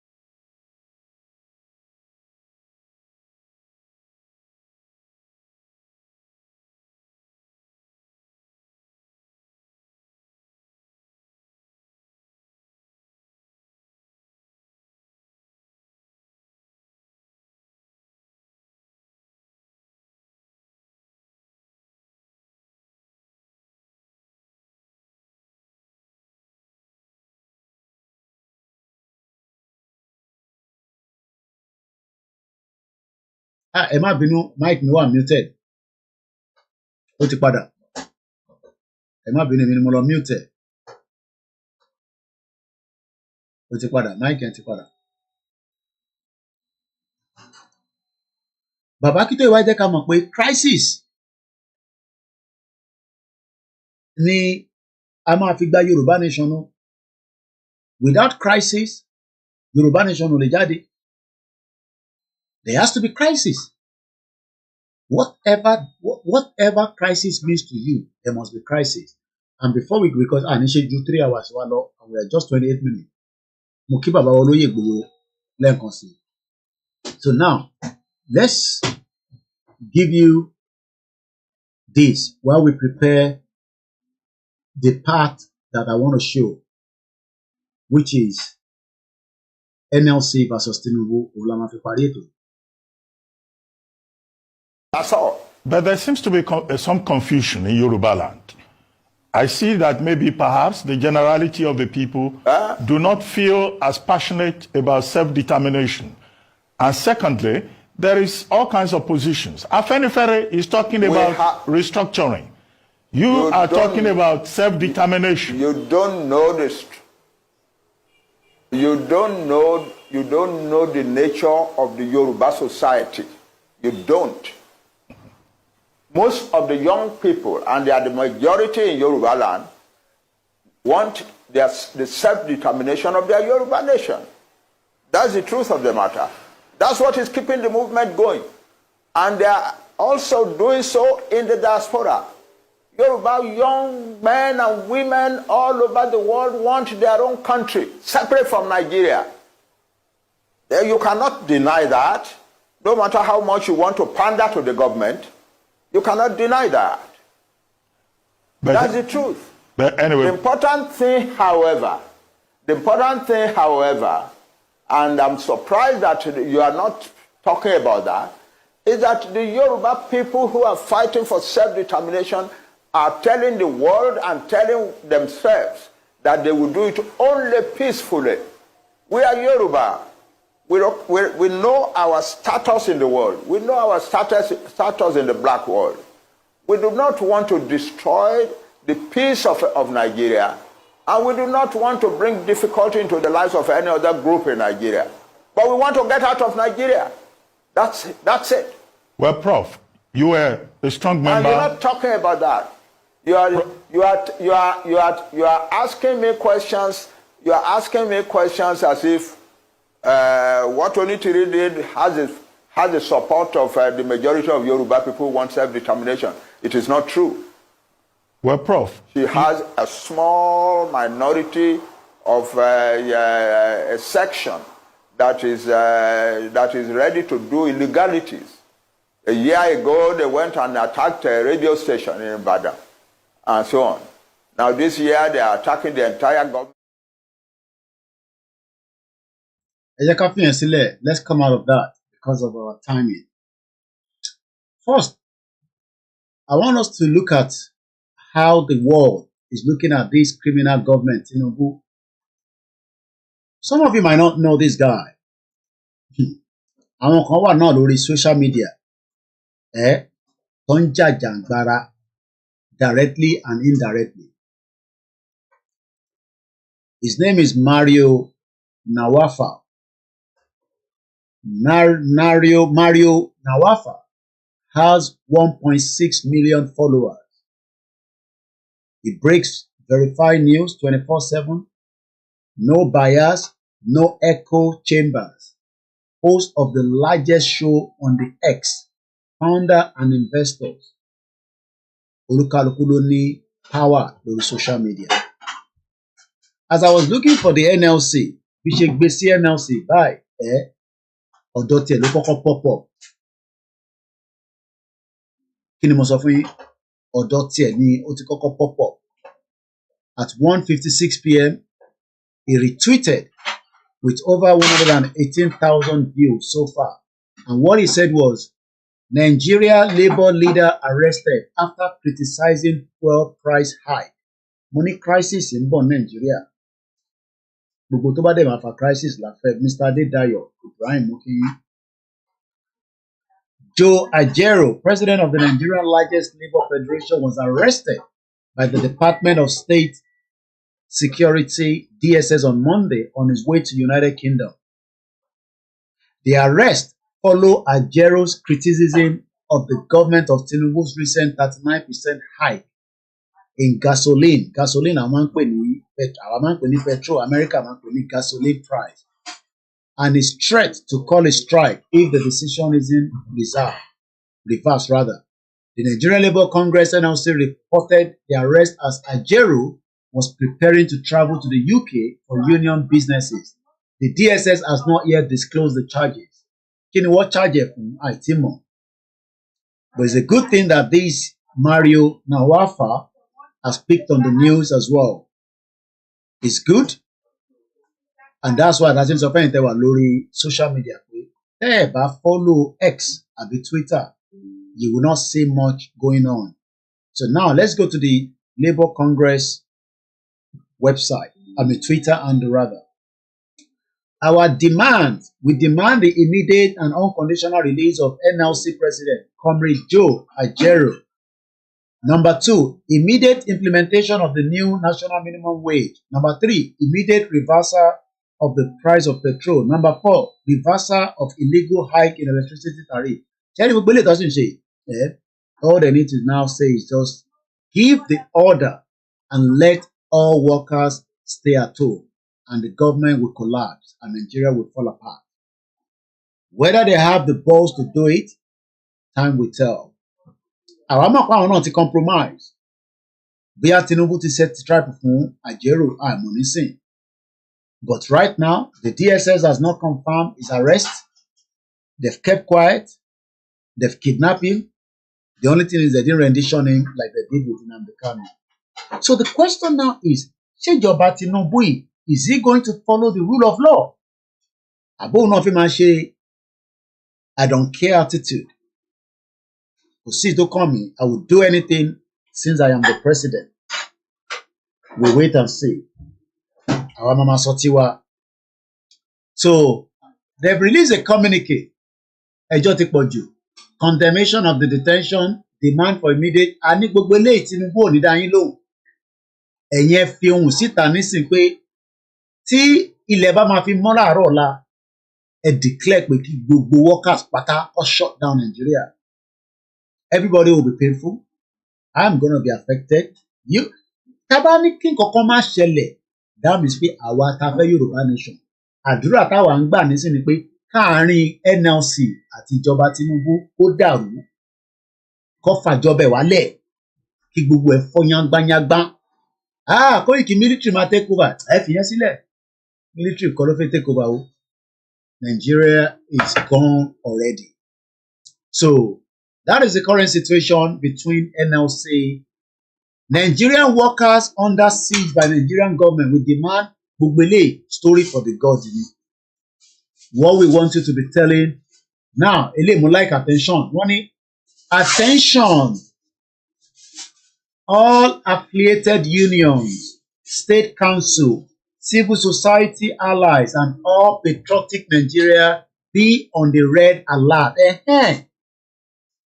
Pella 1498 Tinubu government will be more deadly and brutal than Abacha. Ó ti fi wọ́n already.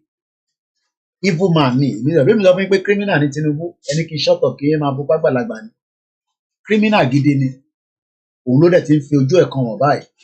Kọ́lọ́n kó wà pẹ̀lú gbogbo èèyàn ọmọ Nàìjíríà. So wọ́n ní kí gbogbo yín kẹ́ wà on red alert.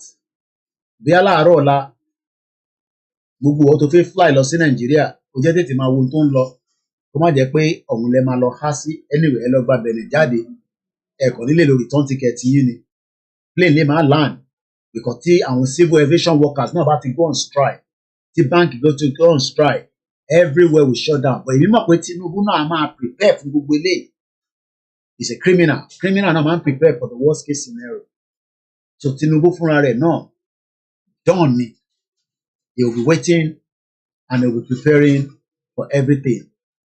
So ẹ̀yin ọmọ Yorùbá ibi tí mo máa jábọ̀ dé lénìí òun la dé lálẹ́ yìí a lè parí ètò kan ètò pọ̀ tá a máa ṣe it is only called awareness awareness ni pé ká sọ fún yín kẹ́yin gbọ́ àbí kẹ́ má gbọ́ ẹ̀yin tẹ́ bá gbọ́ tó a dúpẹ́ fún yín ẹ̀yin tẹ́ bá dẹ̀ náà ní gbọ́ náà a ti sọ náà láti ọdún mẹ́ta sẹ́yìn kọ́lọ́n jẹ́ kí gbogbo yín gbọ́ o. Mr. Ṣẹ́gun ní Ṣẹ́gun ṣò ní bàbá your program always takes sorrow away from me when you always make me laugh okay when you come on live ẹ ṣé gan ni Yakubu Kọ́láwọlé mo kí yín my 3 hours is coming to an end. Àti touch a week program yìí because mo ti wà satisfied pẹ̀lú the last week. So I'm thinking maybe we should run it again this week. You see. But tó bá dọ̀la, Ọlọ́run fún wa ṣe. Èmi náà ni àbúrò yín, èmi ni ẹ̀gbọ́n yín, èmi ni ẹni tí ẹ mọ̀ sí ọmọ Yorùbá tàtà tó ń fi mídíà tó fi polongo kíran Yorùbá kó bọ́ nínú ìdààmú. Ṣé Tinubu máa dáhùn sí kọ́lé ní bàbá Akintoye? Time will tell. Ṣé kò ní dáhùn? Ọjọ́ yẹn súnmọ́ bọ̀. But ìtàn máa kọ rẹ̀ lórí Bọ́lá Ahmed Tinubu pẹ̀lú ìgbésẹ̀ tó ń gbé lọ́wọ́lọ́wọ́ nísìn. And there is no doubt about it. If you have never watched my program before, mo kí bàbá wa Rich Jinadu. Ẹ ṣé gan ni. If you have never watched my program before, Saheed Itanla Mukisa, and you are probably like, look, nothing is going to happen. Tinubu will be the president. Yes, he's the president. Nobody is holding you from that. But one thing is that Tinubu cannot run the government for more than his tenure. And you should be concerned and worried after Tinubu's government because Shege Banzani Lutumatele, the North wants to rule again. So they are playing the devil advocate pẹ̀lú Tinubu. One play the green grass under the green snake under the green grass. People like the APC chairman Ganduje is a criminal guy. Ganduje has something he's holding to. Àwọn ló máa kàn lẹ́yìn Tinubu. So gbogbo tí Tinubu bá sọ sí Ganduje àgbàmọ́ra. Bọ́jọ́ tí Tinubu bá ti parí tenure, the power shift wọ́n ní fún Ìbò láyè. There's no doubt about it. So this is the reason why kí gbogbo ọmọ Yorùbá káwa join hands together pẹ̀lú bàbá Akintoye kájọ polongo Yorùbá nation fún ẹni tí kò tíì gbọ́. Mo kí ẹ lẹ́ẹ̀kan sí Ṣẹ́gun Honourable Àrólé Odùduwà mo kí ẹ. Mo kí gbogbo ẹ̀yin silent listeners. Mo kí Dizzyman, Gabriel mo kí yín on the Twitter space, Engineer F mo kí yín, mo kí Adex, mo kí ẹni tí ó believe in Yorùbá nation, mo dẹ̀ kí àwọn tó believe náà. But one thing is that Tinubu has shown everybody shaggy and is not likely to stop because the economy is dead and Tinubu will not be able to revive it back. The constitution remained a fraudulent one. In 15 minutes, the program will end. That is what I was expecting. The Labour should have released, sit at home, but it seems that they're still thinking. How many people remember the video behind me? Anytime women, Lori Life, Lori Software. These were the Yorubas during the COVID. Busted all the COVID food and they were all crying out to say criminals, then politicians, by storing away the food that is meant to be given to the people. Àtẹ̀mọ́bí tó ń jẹ́wọ́ àmọ́ nísìn, àwọn olóṣèlú náà ti gbọ́n báyìí. No more storing of food anywhere. And all they are doing now is, if there's security problem, Tinubu will say share rice. If there's medical problem, share rice. Every now and then, Tinubu is sharing rice. As if rice is on a problem. Let us remind ourselves that the insecurity will beg our kings. Níbi tó fi summit yẹn sí kò tẹ́ wa lọ́rùn tó. À ń bẹ̀ bàbá wa Ọ̀jájá II, Ọọ̀ni of Ifẹ̀. The theme of your 2024 Yoruba Security Summit ó dá lórí kidnapping, banditry and many other insecurity in Yoruba land. But lẹ́yìn ìgbà tá a ti parí summit yìí sà, a rí follow up àmọ́ kí ló ṣẹlẹ̀. Bóyá ẹ ṣe ń ṣiṣẹ́ lé lórí ni pẹ̀lú Tinubu àbí àwọn state governors. Ẹ jọ̀ọ́ àwọn ọmọ Yorùbá ń complain pé àwọn kò lè dáko bí ti tẹ́lẹ̀ mọ́. Àwọn èèyàn ń dáko díẹ̀díẹ̀ bọ̀ kó pọ̀ nítorí àwọn màálù ń jẹ oko ní gbogbo ilẹ̀ Yorùbá. Fún abẹ kábíyèsí wa kọjọ kọba wo ṣe. Olóyè náà máa dé àmọ́ àwa náà gbọ́dọ̀ prepare fún, a dẹ̀ gbọ́dọ̀ support kí dídíẹ̀ kó lè bá wa lẹ́yìn ayọ̀ àtàlàáfíà. Gbogbo ẹni tó tí support movement ìrìn àjò olóyè, then àwọn kan jẹ́ kí n clarify kankan ní bíbá. Mo send account ìfẹ́lódùn sí brother mi kan, wọ́n náà kan ní account YSDM lẹ́fẹ́. Well, kò sẹ́ni kankan tó ń tako YSDM, not on this platform. YSDM kan ló ń rán ní the whole show ní bíbá nínú UK. Ẹgbẹ́ ìfẹ́lódùn ni ó ń rán ẹ̀. YSDM is a body. And as I speak to you right now, wọ́n ti contribute owó kankan sínú ọ̀rọ̀ ìrìn àjò yìí fún bí a ṣe fi ṣe ní pẹ̀lú olóyè ní London. Bí alọ́la ọ̀tọ́ bá wá fún wa lówó, màá jẹ́ kẹ́ gbọ́, but they have not contributed a dime. So tí bá send account ìfẹ́lódùn sí yín tẹ́ wá ń sọ pé account YSDM lẹ́fẹ́, problem tí yín nìyẹn kò ṣe problem tàwa. YSDM is the body and we respect that body. But tá a bá ní pé ẹgbẹ́ kan ṣe program tí wọ́n dẹ̀ náà wọ́n need the help, ó lè tún dọ̀la, ó lè jẹ́ àwọn kan ní Nàìjíríà lọ́mọ náà wọ́n need the help, ó lè jẹ́ ti America, ó lè jẹ́ ti Asia. My job is to come out and let Yoruba people know where to support.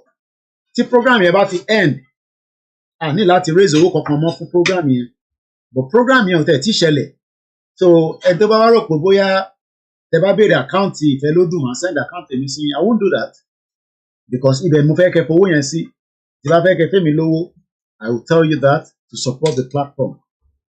So gbogbo àwọn tá a fún ní account tó pay sínú ẹ̀, ṣáwọn wá àwọn stupid wọ́n mọ̀ pé YSDM ní account tí àwọn èèyàn ń dáwó sí generally the end of the month. And YSDM has not paid a dime. Only mo ń sọ life yìí. I'm one of the committee to organizing Igboho coming to the UK. YSDM ò tí fún wa ní £1. lórí project and ṣe. So bí a bá dọ̀la o wọ́n lè fún wa lówó màá jáde wá sọ fún yín, but they are working and they are also supporting, you know, from other areas. So kíyàn kan máa sọ pé send account sí wọn, wọ́n ní ti YSDM làwọn fẹ́, ẹ lọ pè wọ́n ní head office wọn láti lọ gba account yẹn lọ́wọ́ wọn. Owó táwa need nísìn immediate money ni, kò ń ṣe èyí tá a máa dá sínú YSDM là ń sọ nísìn, èyí táwọn èèyàn need, because calm down láwà tá a máa fi ṣe rally. Àwọn tó ń bọ̀ wá ṣe outsourcing a lè ní pé ṣé bọ́ọ̀sì tá a fẹ́ gbà ta ní àwọn ìyá arúgbó ta ní kọ́ dáwó ni, no. So and many other things tá a ṣe fẹ́ ṣe. So kíyàn kan máa sọ fún wa pé inú YSDM ẹ fẹ́ dáwó sí, ẹ bá dá sínú YSDM ẹ contribute towards the future event ni. So bí yẹn ṣe jẹ́ nìyẹn. So Ọlọ́run wà pẹ̀lú gbogbo wa torí pé àwa Yorùbá nígbà tó bá ti di pé ká dáwó ìgbà la máa mú àtàmọ̀ la máa wá story kan láti bíbà a fẹ́ join ẹ̀ mọ́ bíbà. And I've told you platform yìí is not your normal usual platform, it's an organization. Organization làwa. Ntí àwọn organization tó kù bá lè ṣe from their media side, I can do better than them, and we are trying our best with the little resources and in the platform. So tí BBC bá ń gbowó fún children in need, ẹ̀ ń béèrè lọ́wọ́ Skype pé kí ló dé tó wù gbowó. Everybody operate independently. I am operating as an independent media away from the other medias, and I'm not your usual blogging platform. Organization ló ń pè bíbà nílé iṣẹ́ yìí. So ẹ̀yin èèyàn wa tí ẹ ti bá wa contribute, ẹ ti remit owó sínú ìfẹ́lódún àpapọ̀, as I requested you to help me to do so. Mo dúpẹ́ lọ́wọ́ yín, àwọn ẹgbẹ́ náà ń dúpẹ́ lọ́wọ́ yín, and every donation is going towards, kódà àwa fúnra wa ti, èmi fúnra mi náà contribute owó nínú owó ọwọ́ mi, gbogbo àwa committee la dá owó. Olúkálùkù kò dá ìtagbára ẹ̀ka ni, ìtagbára tèmi ká ni mo dá. Ààrẹ ní tó dá £1,000, ààrẹ ní tó dá this. Owó dẹ̀ ni wọ́n fi ń ṣe nǹkan. So Ìgbòho dẹ̀ kéré ju ẹni tá a kàn máa gbé lọ anywhere. It is important that we always remember that, and that is the reason why the dinner is being put into a very unique, you know, hotel. Tí a ti máa parí rally yẹn níjọ́ Saturday. Tó bá dẹ̀ díjọ́ Sunday, we will be travelling with him to Manchester, God willing, láti lọ share àwọn ti Manchester náà sí. But we expect gbogbo ẹ̀yin tẹ́ ń gbé ní gbogbo outside London to also visit and come for this dinner. If you can afford it at £100, mo kí ẹ Wàlátà. And if you can't afford the dinner, kódà Wàlátà gan máa sanwó dinner, èmi gan ti sanwó tèmi. Kò sẹ́ni kankan tó máa wọlé lọ́fẹ̀ẹ́. That is been the instruction by the committee. Ìyẹn kankan ní wọlé dinner yẹn lọ́fẹ̀ẹ́. Everybody ló máa sanwó £100. Èmi náà ti san £100 tèmi. Gbogbo àwa committee náà láti san £100 tiwa. So that shows the importance of this dinner. Kò ń ṣe pé torí àwa jẹ́ committee a máa wọlé lọ́fẹ̀ẹ́. No, it is to support and help. So bó ṣe jẹ́ nìyẹn. Fẹ́yìn tẹ́ wà nílé tẹ́ ń sọ pé ó dẹ̀ wùn mí náà kémi náà wà ní bíbá yìí o. Well, that should be the normal norm. Ó yẹ kẹ̀kẹ́ ra ticket kẹ̀dẹ̀ máa bọ̀ without visa. For UK ní ẹ ní the visa kẹ̀ tó lè dé bíbá. So if you have your visa, yes, you have the right to come. So láti wá dá ayẹyẹ sí. So ẹni tó bá ní visa, there's nothing we can do. Èmi kọ́ ni immigration officer tó ń issue visa fún UK. UK ní process ẹni tó fi wá sí ìlú yìí. Kódà tó bá fún mi náà láyè, àwọn family mi, àwọn in-laws mi, àwọn èèyàn tí mo fẹ́ kọ́ wá pọ̀.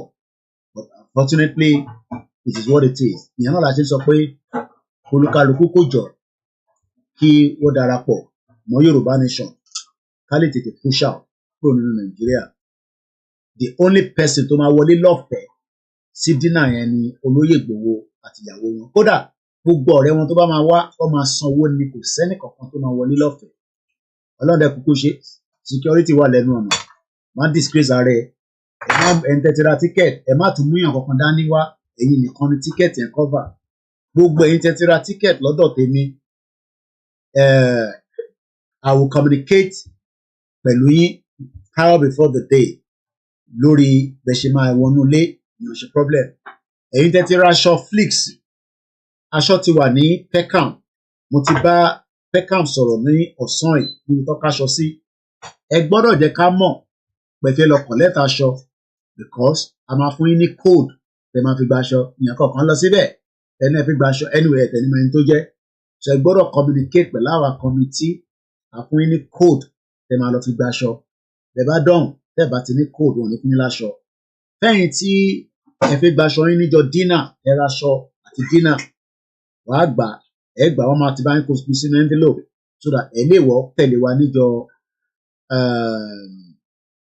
níjọ Saturday ẹni bá fẹ́ gba hotel UK láwà you can go back to your house after the dinner and then you can meet us in the morning in Oxford Circus but ẹ bá fi pé ọlọ́run bóyá láṣìírí ẹ fẹ́ sùn sí hotel within the central London why not you can do so that is our con we will be checking into the hotel to prepare for the day and the next day and the next event for convenience's sake it's gonna cost a lot of money but kò sí nǹkan tá a fẹ́ ṣe sí àti sacrifice pé Yorùbá nation táwa gbé dání yìí o a máa náwó a máa nára so people like me will be checking into the hotel as well it's gonna cost me money so kò ń ṣe free kò sí nǹkan kan tó look ìlú yóò free kò sí ẹ̀gbọ́n mi Àyùbá ó ní pay as you go nílùú yìí tó bá ṣe ló máa jẹ tó o bá ṣe ò jẹ àwọn èèyàn ti wà lẹ́nu iṣẹ́ nísìnyí tó ń paṣẹ lọ báyìí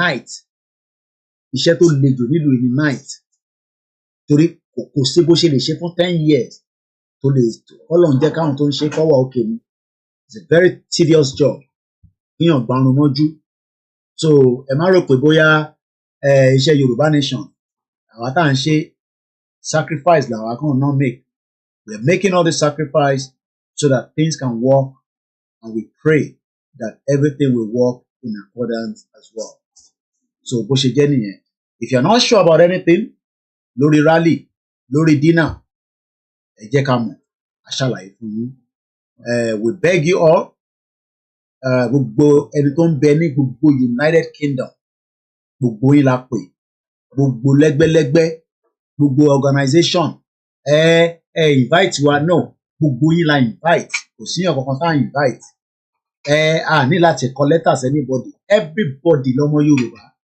tí n tó ń ṣẹlẹ̀ ńlé pẹ̀lú Tinubu lọ́wọ́lọ́wọ́ nísìnyí àtàwọn terrorist àti economy tó ò bá dùn yìí tó dẹ̀ẹ́mí ọmọ tó tún lè dùnyàn tó so bó ṣe jẹ́ nìyẹn gbogbo ẹ̀ tẹ́ wá ń bọ̀ láti outside the country Ọlọ́run àmú yín dé bíbá tẹ̀dẹ̀ máa fi padà we're looking forward to meet many of you but some of you will be seeing each other for the very first time àwọn kan àti ríra rí èmi àti ẹ̀gbọ́n mi Gani Alágbàlá Ìbàdàn láti kọ́kọ́ pàdé nígbà tí mo lọlé ní 2021 àwọn yẹn ti náwó gan back and forth back wọ́n máa lọ bá wa padà sẹ́yìn so mo kí Kọ́míṣọ́lá kò gbọdọ̀ kú so bó ṣe jẹ́ nìyẹn mo kí ìyàwó mi mo kí àwọn ọmọ mo kí mọ̀lẹ́bí mo kí fámìlì nílé mo kí fámìlì ní bíbá mo kí gbogbo wa pé àní ṣe lásán ó ń ṣọmọ lókù bẹ́ẹ̀ ni àní sí pẹ̀lú ìyá rẹ̀ ẹni tó bá wá ní Yorùbá nation kankan ní wá sí ìmúṣẹ